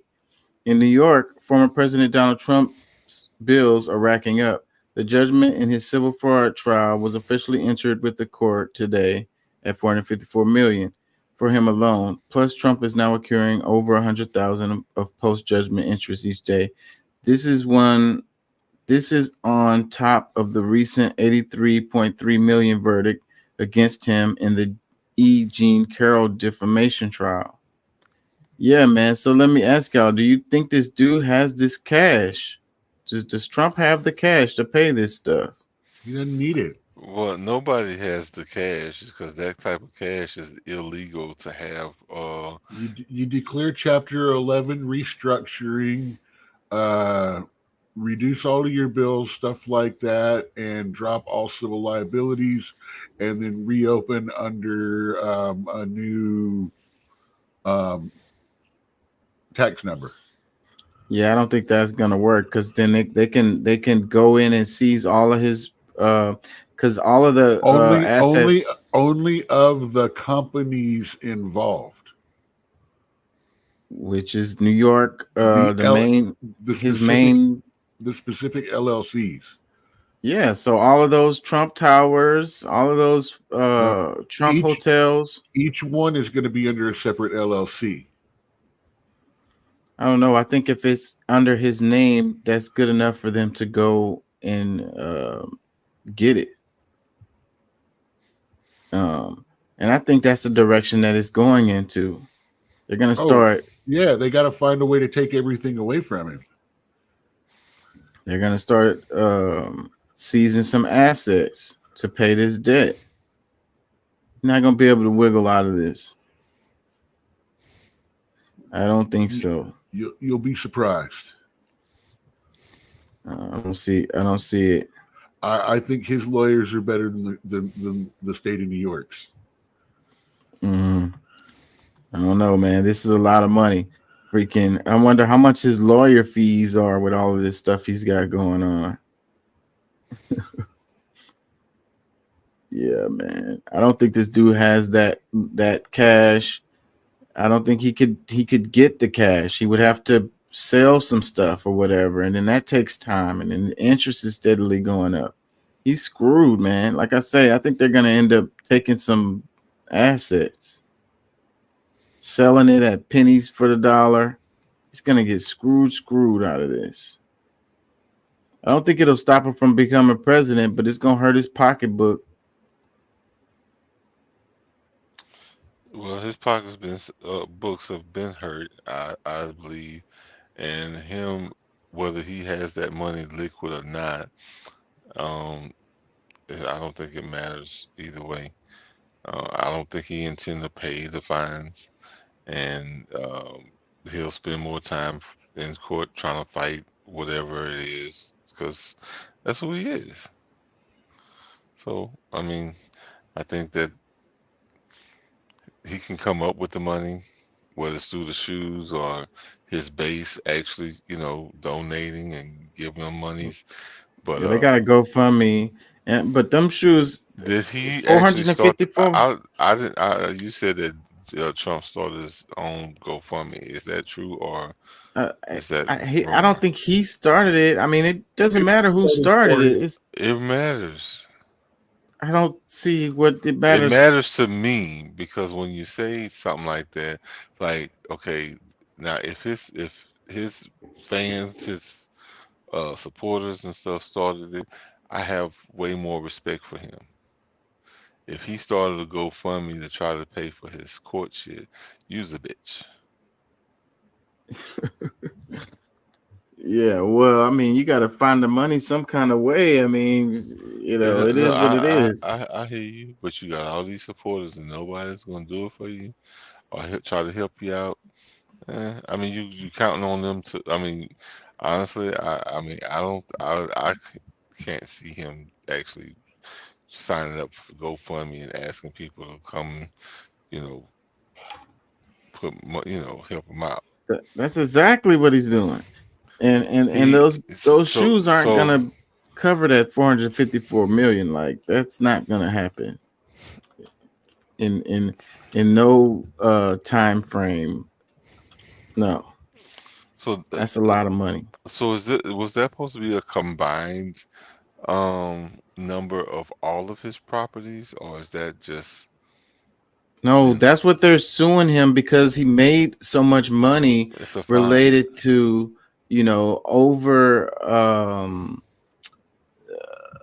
overvaluing his assets and getting loans on those amounts. So he made a lot of money. So then they But are did he pay saying the people back? What people? that he borrowed the money from. He probably still has a lot of those loans out. I mean, that's like beside the point. The point of it is this fraud. It's fraud to say something is worth more than it is, and then borrowing against that. That's But against the bro, law. if you're not gonna do that to everybody, shut the fuck up and go take a nap. Like if I mean, it's people fraud, have gone to jail if for it, this. I wouldn't I own a car if it wasn't for that. look, there's a bunch of people that's doing the same thing I wouldn't every have an apartment to live in if I wasn't for that. for what? Inflating my net worth so I Oh, look like I'm making more on paper than I actually do. Well, it's illegal regardless of how you want to, yeah, but they're not going after everybody because of that. Like they're Yeah, like this yeah. is People go to jail for this all the time. people. Okay, people go for it, but this is not one of those things that No, like they get fined. Yeah. You don't pay, you go to jail. Okay, well, I'm gonna just say I think it's bullshit. That because I mean, for one, like I said, there's people in the same position. Like there's people right now that's got more money than Trump that's doing the same thing just to, you know, avoid paying We're taxes and we're doing this. we're we're we're messing with his joy of Trump getting spanked. Well, no, He's that's get. fine. I am enjoying it. Can't you hear the joy in his voice? Yes, I know, because I am. I hear it. I mean, He doesn't care about but any other side, I any don't want to facts, hear. I don't anything want to hear like him say that. that. I don't He want to doesn't hear want him any say that he's answers. not If because he people do protects. stuff against He the law, they protects. should be held accountable regardless of Yeah, who the hell they are. but you Nobody's above the law. but you don't believe that about Biden. Pelosi. You don't. I've covered stuff about Biden Whether you plenty of cover it or not, times. you still defend them. Yeah, but That is not came true. out before this, so technically, shouldn't it be handled in proper order? But no, they wanted this guy worse. Look, you started this podcast off saying that you think that people have misconceptions about your stance on politics. And the reason that that's the case is because you say things that you know, that sounds very much like you supporting one side over another. And which is fine. Like, I prefer someone who firmly takes their stance and is proud of it. Yeah, I But stand at the on whatever the hell I stand on. That's why we be well, arguing on the show all the time. yeah, but it's very confusing for you to say what you believe on this side, but at the same time, it's totally contradictory of what you may have previously said. So I'm like my whole thing is like it's okay if you love Biden. You want to I've you're black never you're black because you voted for him. I'm I've just never. I hold Biden accountable the same as I hold Trump accountable. It's like, hey, people do wrong, they do wrong, they should be held accountable regardless who they are. but when you say that there's no proof about Biden and his family his son taking money or his brother taking money, well, they trying to put President Biden in this, you're trying to put Joe Biden in this, and this is his family doing it. But you're gonna ignore the fact that the reason why that they're able to do what they're doing is because of his position in his office, and he knows this as much as you do. I never said that. And who is the mysterious, the big guy? But I mean, it's cool. I mean, you know what I'm saying? I'm gonna fuck with you, but at the same time, I'm just really just like people don't keep the same energy with Biden that they have with Trump. Like they make excuses, if they're left leaning that day, they they definitely will go to bat. Like they will take a bullet for him. And I mean, I say sometimes I'm like, look, I don't care about either side, either party, but sometimes it's a lie, because sometimes I do care about the party, because it looks like one is, especially when we're talking about certain conversations, I'm a nationalist. So, when you doing shit that's more globalist leaning, I'm against you, even if you're a Republican. But um, I think I need to call it a night. Yeah, it's 4 a.m. man. I'm gonna go ahead and wrap it. Yeah. I gotta work tomorrow. I do have a short update. Remember when Nikki Haley was Trump didn't get on the ballot in the Republican convention there, and Nikki Haley won? Well, I just found out she kind of didn't win. She actually took second place. What, in South Carolina? The one where Trump didn't get on, they forgot to get him on the ballot. So Nikki Haley was the only Republican really on there. Well, she did not actually win the nomination. She took second place to no viable candidate. To no other candidate. Yeah. I want to say I covered that. Yeah, most people, they voted for no viable candidate, whatever it was. It was another box. There was one for I don't want any of the. I don't want to vote for any of them for my Republican person. Yeah. And no candidate beat Nikki Haley, and I believe that was her home state. It is. That's South embarrassing. Carolina. She should have dropped out right after that. Yeah, well, if you take second place to no one, and no one won, I think, with a 60% vote or something like that. Look, crazy. Look, somebody that she appointed to office is against her. And that's when it's really getting bad. Somebody who somewhat owes their career, or at least a portion of their career, to a decision that she made, and you don't support them in the long run. Let's do this last one right here. It says, since the start of Operation Lone Star, Governor Greg Abbott has sent well over 100,000 migrants out of Texas. The cities like Washington, D.C., New York, and Chicago. Tonight at 10 p.m., now the 13 investigates team has all the state records to do the math on how much each of one of these one-way tickets is costing you, the Texas taxpayer. So, yeah, this dude is spending a lot of money to do this. Let me play this. But less than it would take to house and feed them all. Thank you. Thank And you. but This is they're politics. You going couldn't to- just. It's They're better not- than just leaving them on the street. And This is with nothing. business. This isn't politics. They're not housing and feeding migrants anyways. Yes, they That are. shit is not happening. Yes, they are. Where? All over this country, and especially in Texas, because I this is know where for they a come.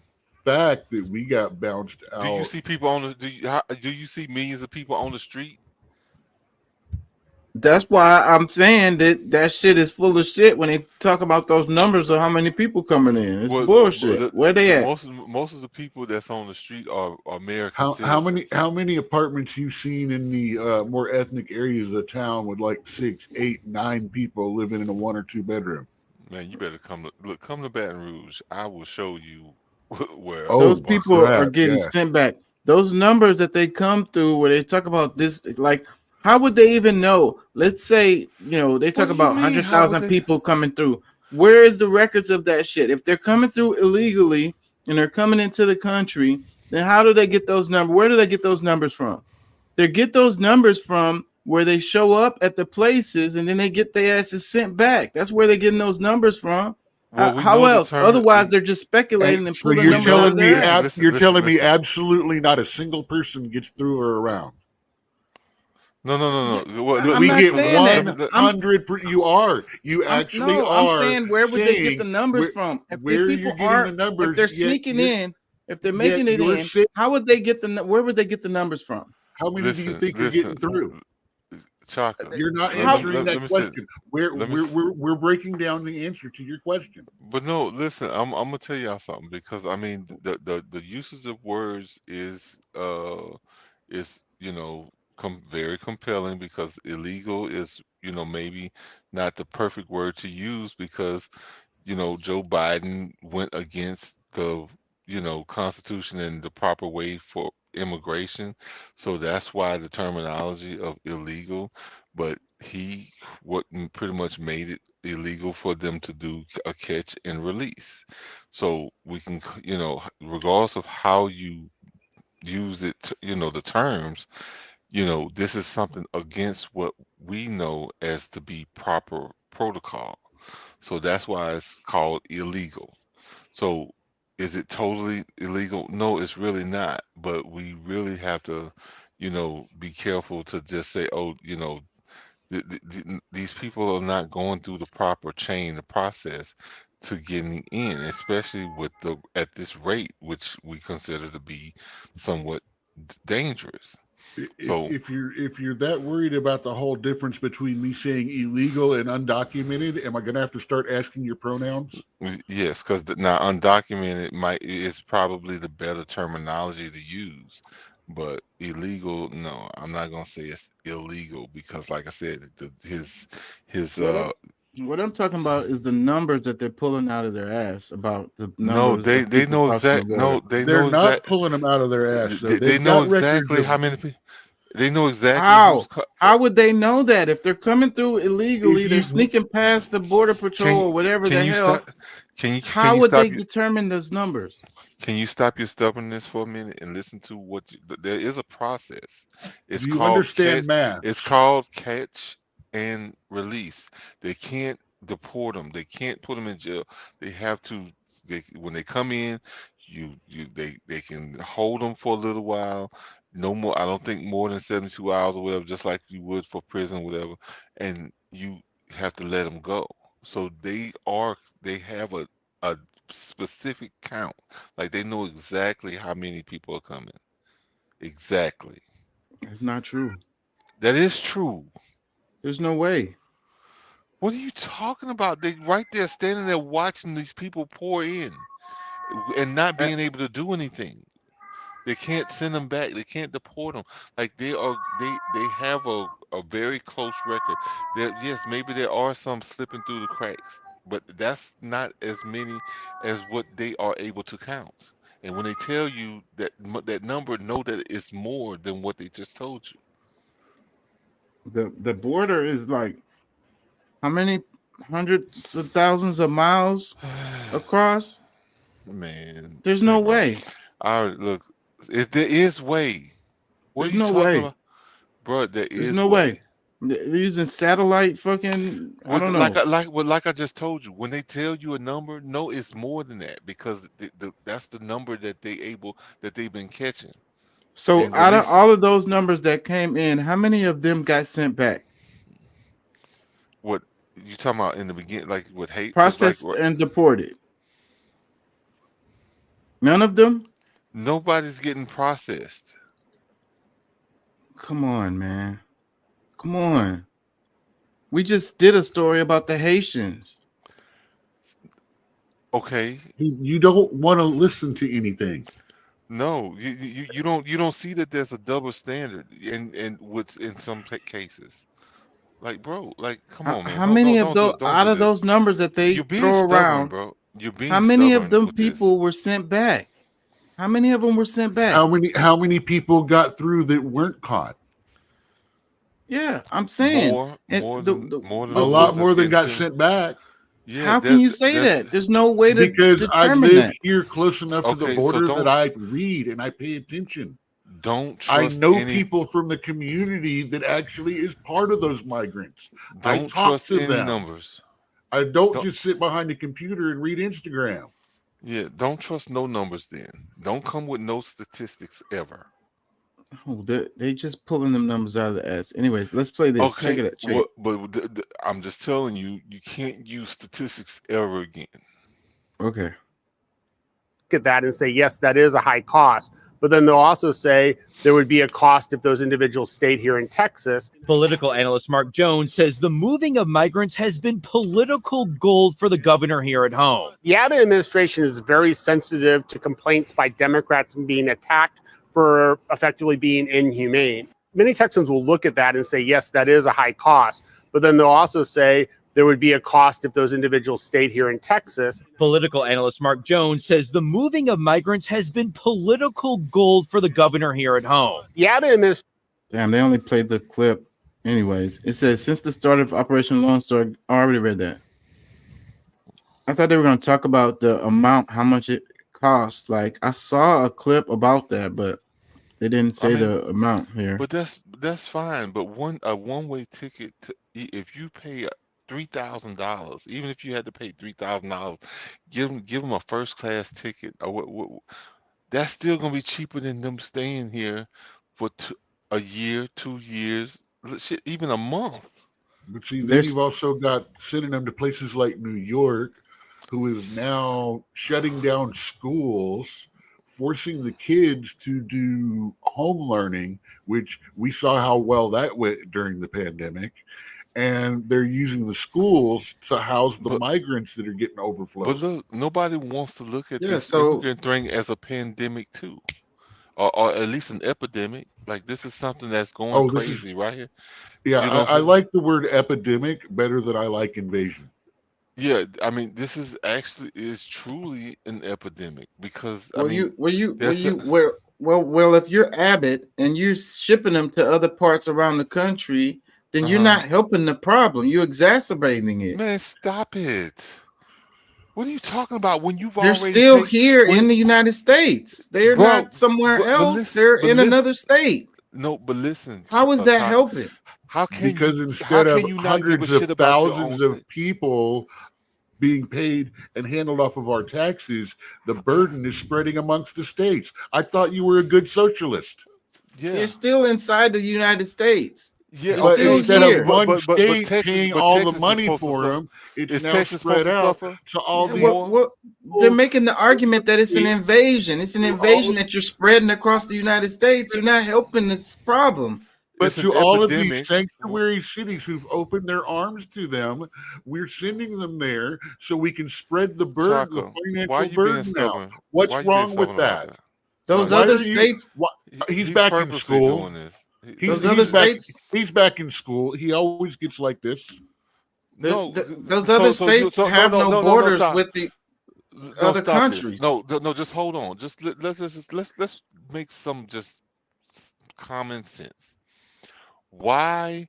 Well, if there's like, do you really believe that Texas should take in 27 million new people in a 3-year period without the rest of the country helping out with this?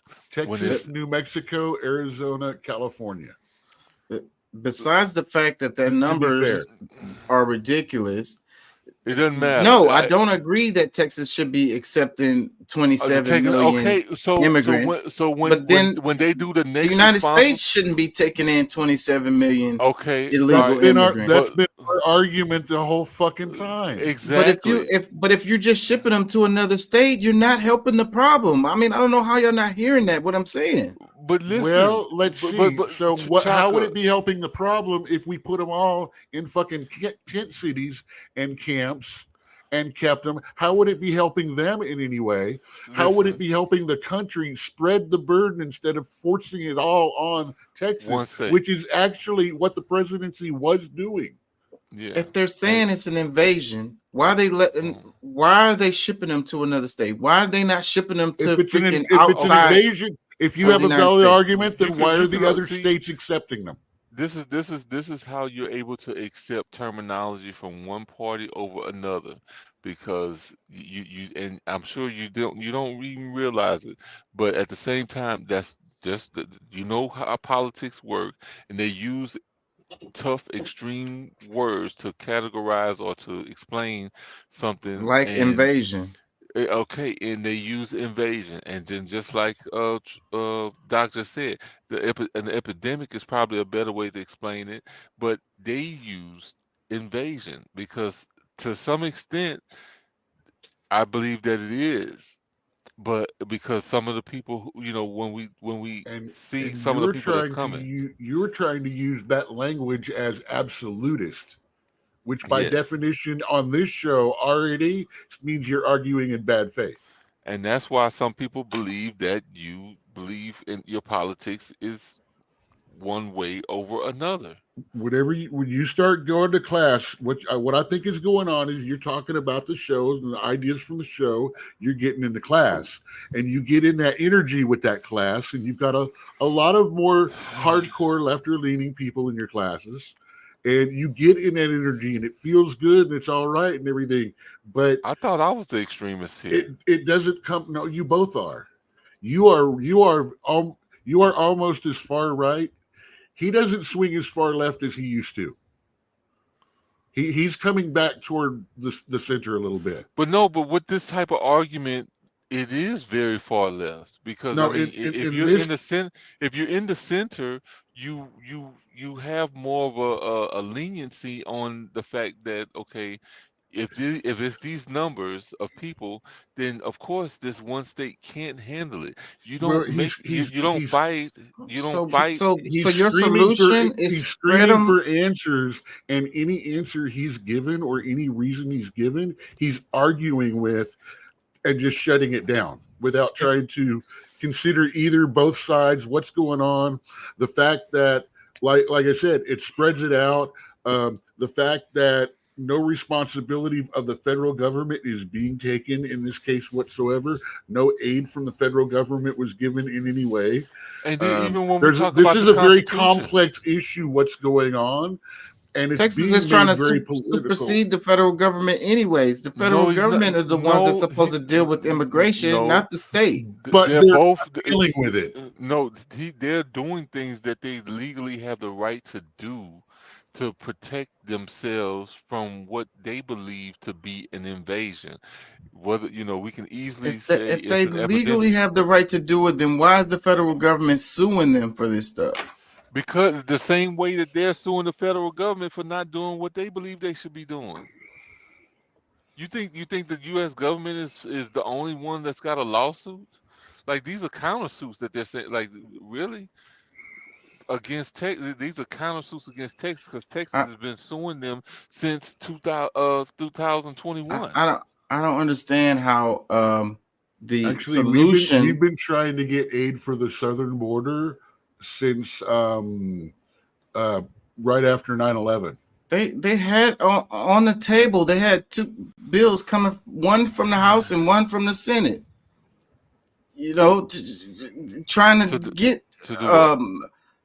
to get fucking funding for the border, for more border agents, for more security, so they could put up freaking surveillance cameras and all of this shit. But most of all is to change the catch and release. The main thing that they've been trying to get them to change is the catch and release. Like at least they can deport them. Like they don't even have the right to send them back to their own country or to another country. Like if Texas is taking it upon themselves to deal with the immigration, then how come they're spending the money to send them to another state instead of spending the money to send them to another country? Or back where they came because we're not allowed to to send them to another country. If you we understand can release them within the country, and they are being released in accepted sanctuary cities. But they're already ones that doing have claimed that you can bring them here. But they're already doing stuff that they're not allowed to do, like stopping border patrol agents from going to the border and dealing with the immigration, which is their job. They were never barred from the area. They were limited use of the area, though. They blocked them. They put up freaking blockades and wouldn't let them get go there. back and read it after all the friggin' corrections came out. Yeah, please. Because they proved that they always had access. They were just not giving them access to a certain area in there. They don't want to fix the problem. They're using this as a political tool. No. That's it. Period. So it's something to scream and complain Neither about. side wants to fix this problem right now. They want to blame the other side to try to get votes. That's what it's all about. Is getting votes. Do you really believe that they was hoping for Biden to change this law so that they can have this to use as political fire? Yes, they don't. They won't let it happen under Biden because then that'll why be would Trump? bargaining. So That'll be a why would Biden political. do it if he knew that this is something that would be used against him?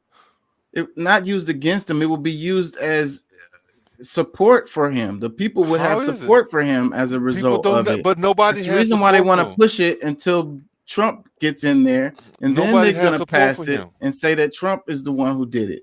And they'll That's also what's say happening. that No, if you that's and not they'll also true. I say don't if you believe that. support this bill, you support the war in Ukraine and you support Israel over Palestine. Look, If that's not true, Pat, then do why you they realize won't that the pass whole- the law then? Why they won't Why pass who- it? It's in the Senate. Because they don't want to keep funding a war we're losing anyway. Like they are keep using these different bills to put in billions of dollars of money that we don't have to send to other countries. But And if they're they like, feel like the border issue is an invasion, it's Man, the stop it, biggest. man. If they feel like it's the biggest issue, How come once you- again of our I time. feel like Do you I'm really- the only one So, here that's actually stop. read that bill? Let me ask you something. Do you really support the Israel shooting up and killing Palestinians and Ukraine continuing a war that they lost from the beginning? Do you support that? Absolutely not. So stop talking what you're talking about right now. Because how you get things done in government is by giving concessions. It's by one side getting something they want and the other side getting something they want, and that's how things work. That's the balance of the choosing of the the lesser government. evil. Yeah. By choosing the lesser evil. I I will can't- I not can't vote do for this no more, anything that gives more money to those two wars. I can't do this no more, man. Look, Especially when that money was added on in one of the 2 or 3 passes it's made through the Senate. It was not on there in the first place. The Republicans have the majority in the House. They can introduce a standalone bill for the border. say, bro, if they look, and maybe they can, and maybe they haven't written it well enough, but it's been by a lot of these votes have been by one person, by one vote. And then it goes to the other chamber and gets voted down, like this one has been 2 or 3 times already. Man, look, This is not the first time this bill has come up. No, it hasn't, and like they keep trying. Like the whole thing is like manipulating the whole thing, and like they created the whole problem, but you want to point the finger at Texas. Like the United States federal government has created the entire problem, and they want to utilize these things to try to sneak in other ways to rob us. And you're just like, oh, they should have just took the deal if they really want. No, say, bro, like we didn't got invaded. I'm gonna just tell you, you need to get your a couple of guns, a lot of ammo, because I'm gonna just like it just don't look good. I sent some videos, and some of the people that's coming in when they interview them, they have the lamest excuses for why they came. It's not even asylum, bro. Like you really are being invaded. It's right because in they your know own if they state. get here, they will be taken care of. It's not just that. I mean, in my opinion, I don't think it's just that they are get taken care of, because yes, they are getting taken care of. That's a definite.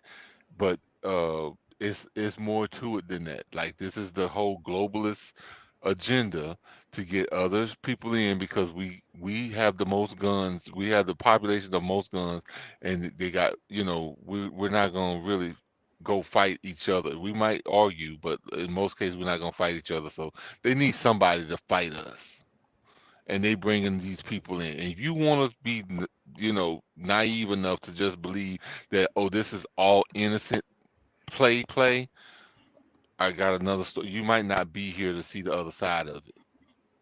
Yeah. So what about the Haitian immigrants or the Ukrainian immigrants or the ones from Afghanistan? All of these people are coming over here to Let's take play over. a game of whataboutism.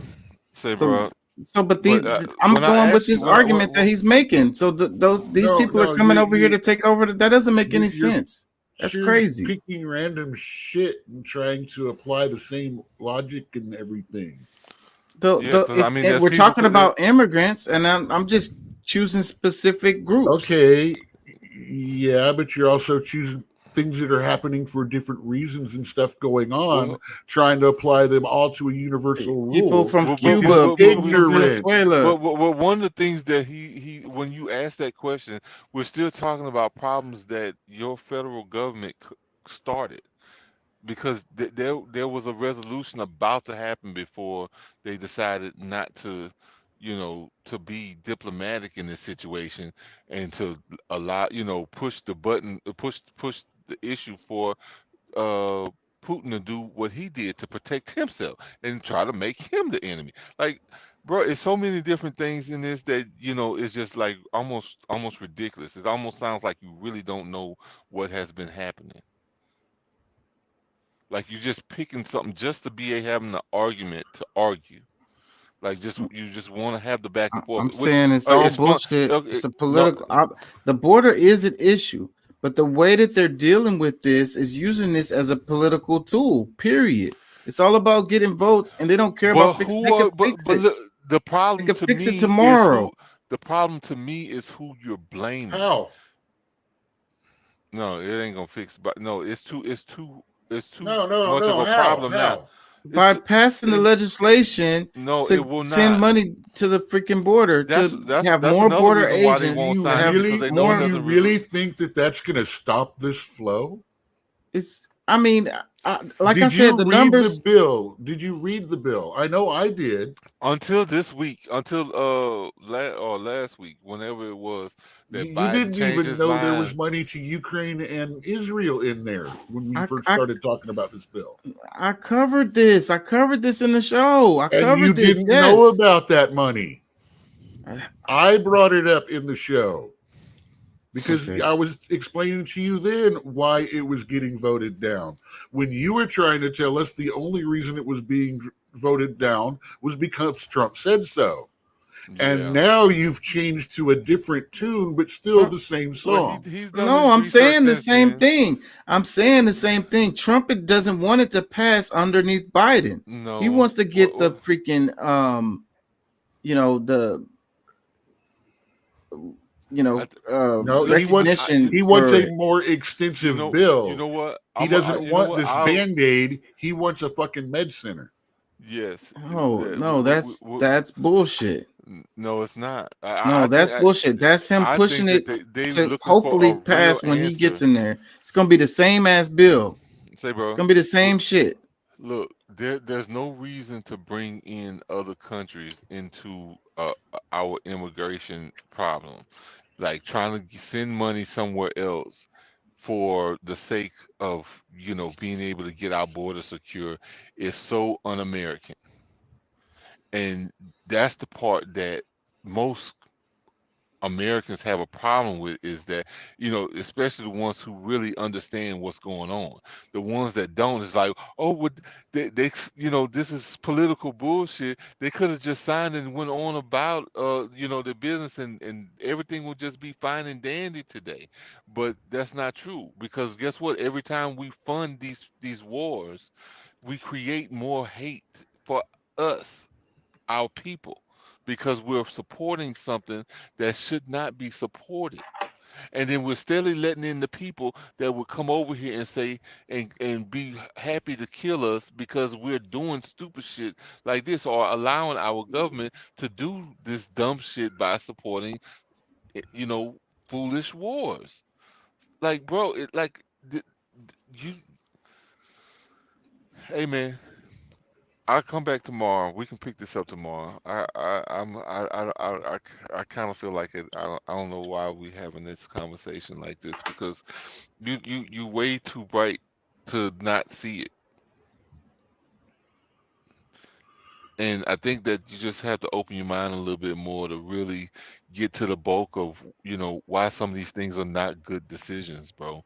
And it's not just because they trying to, yeah, there's political shit in it, period. But at the same time, like, to actually have something that's going to solve some, because I mean, we still going to have these multi-million people new here in the country, which could be a benefit.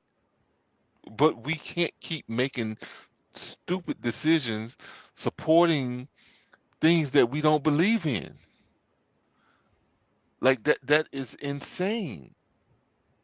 So, you know, maybe that's why, maybe I'm, not, in the position to really be a politician, actually hold an office, because, I would lose my mind the first year, because, you know, I want shit to make sense, and most people just don't.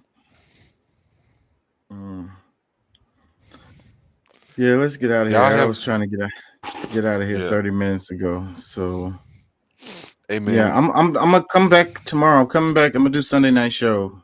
So all right, cool I'm gonna deal. organize some stuff and make sure Look I up got that guy I was something. telling you about, so that we can kind of go across what it is. He's getting kind of popular. He's You holding said you meetings. sent it in the group?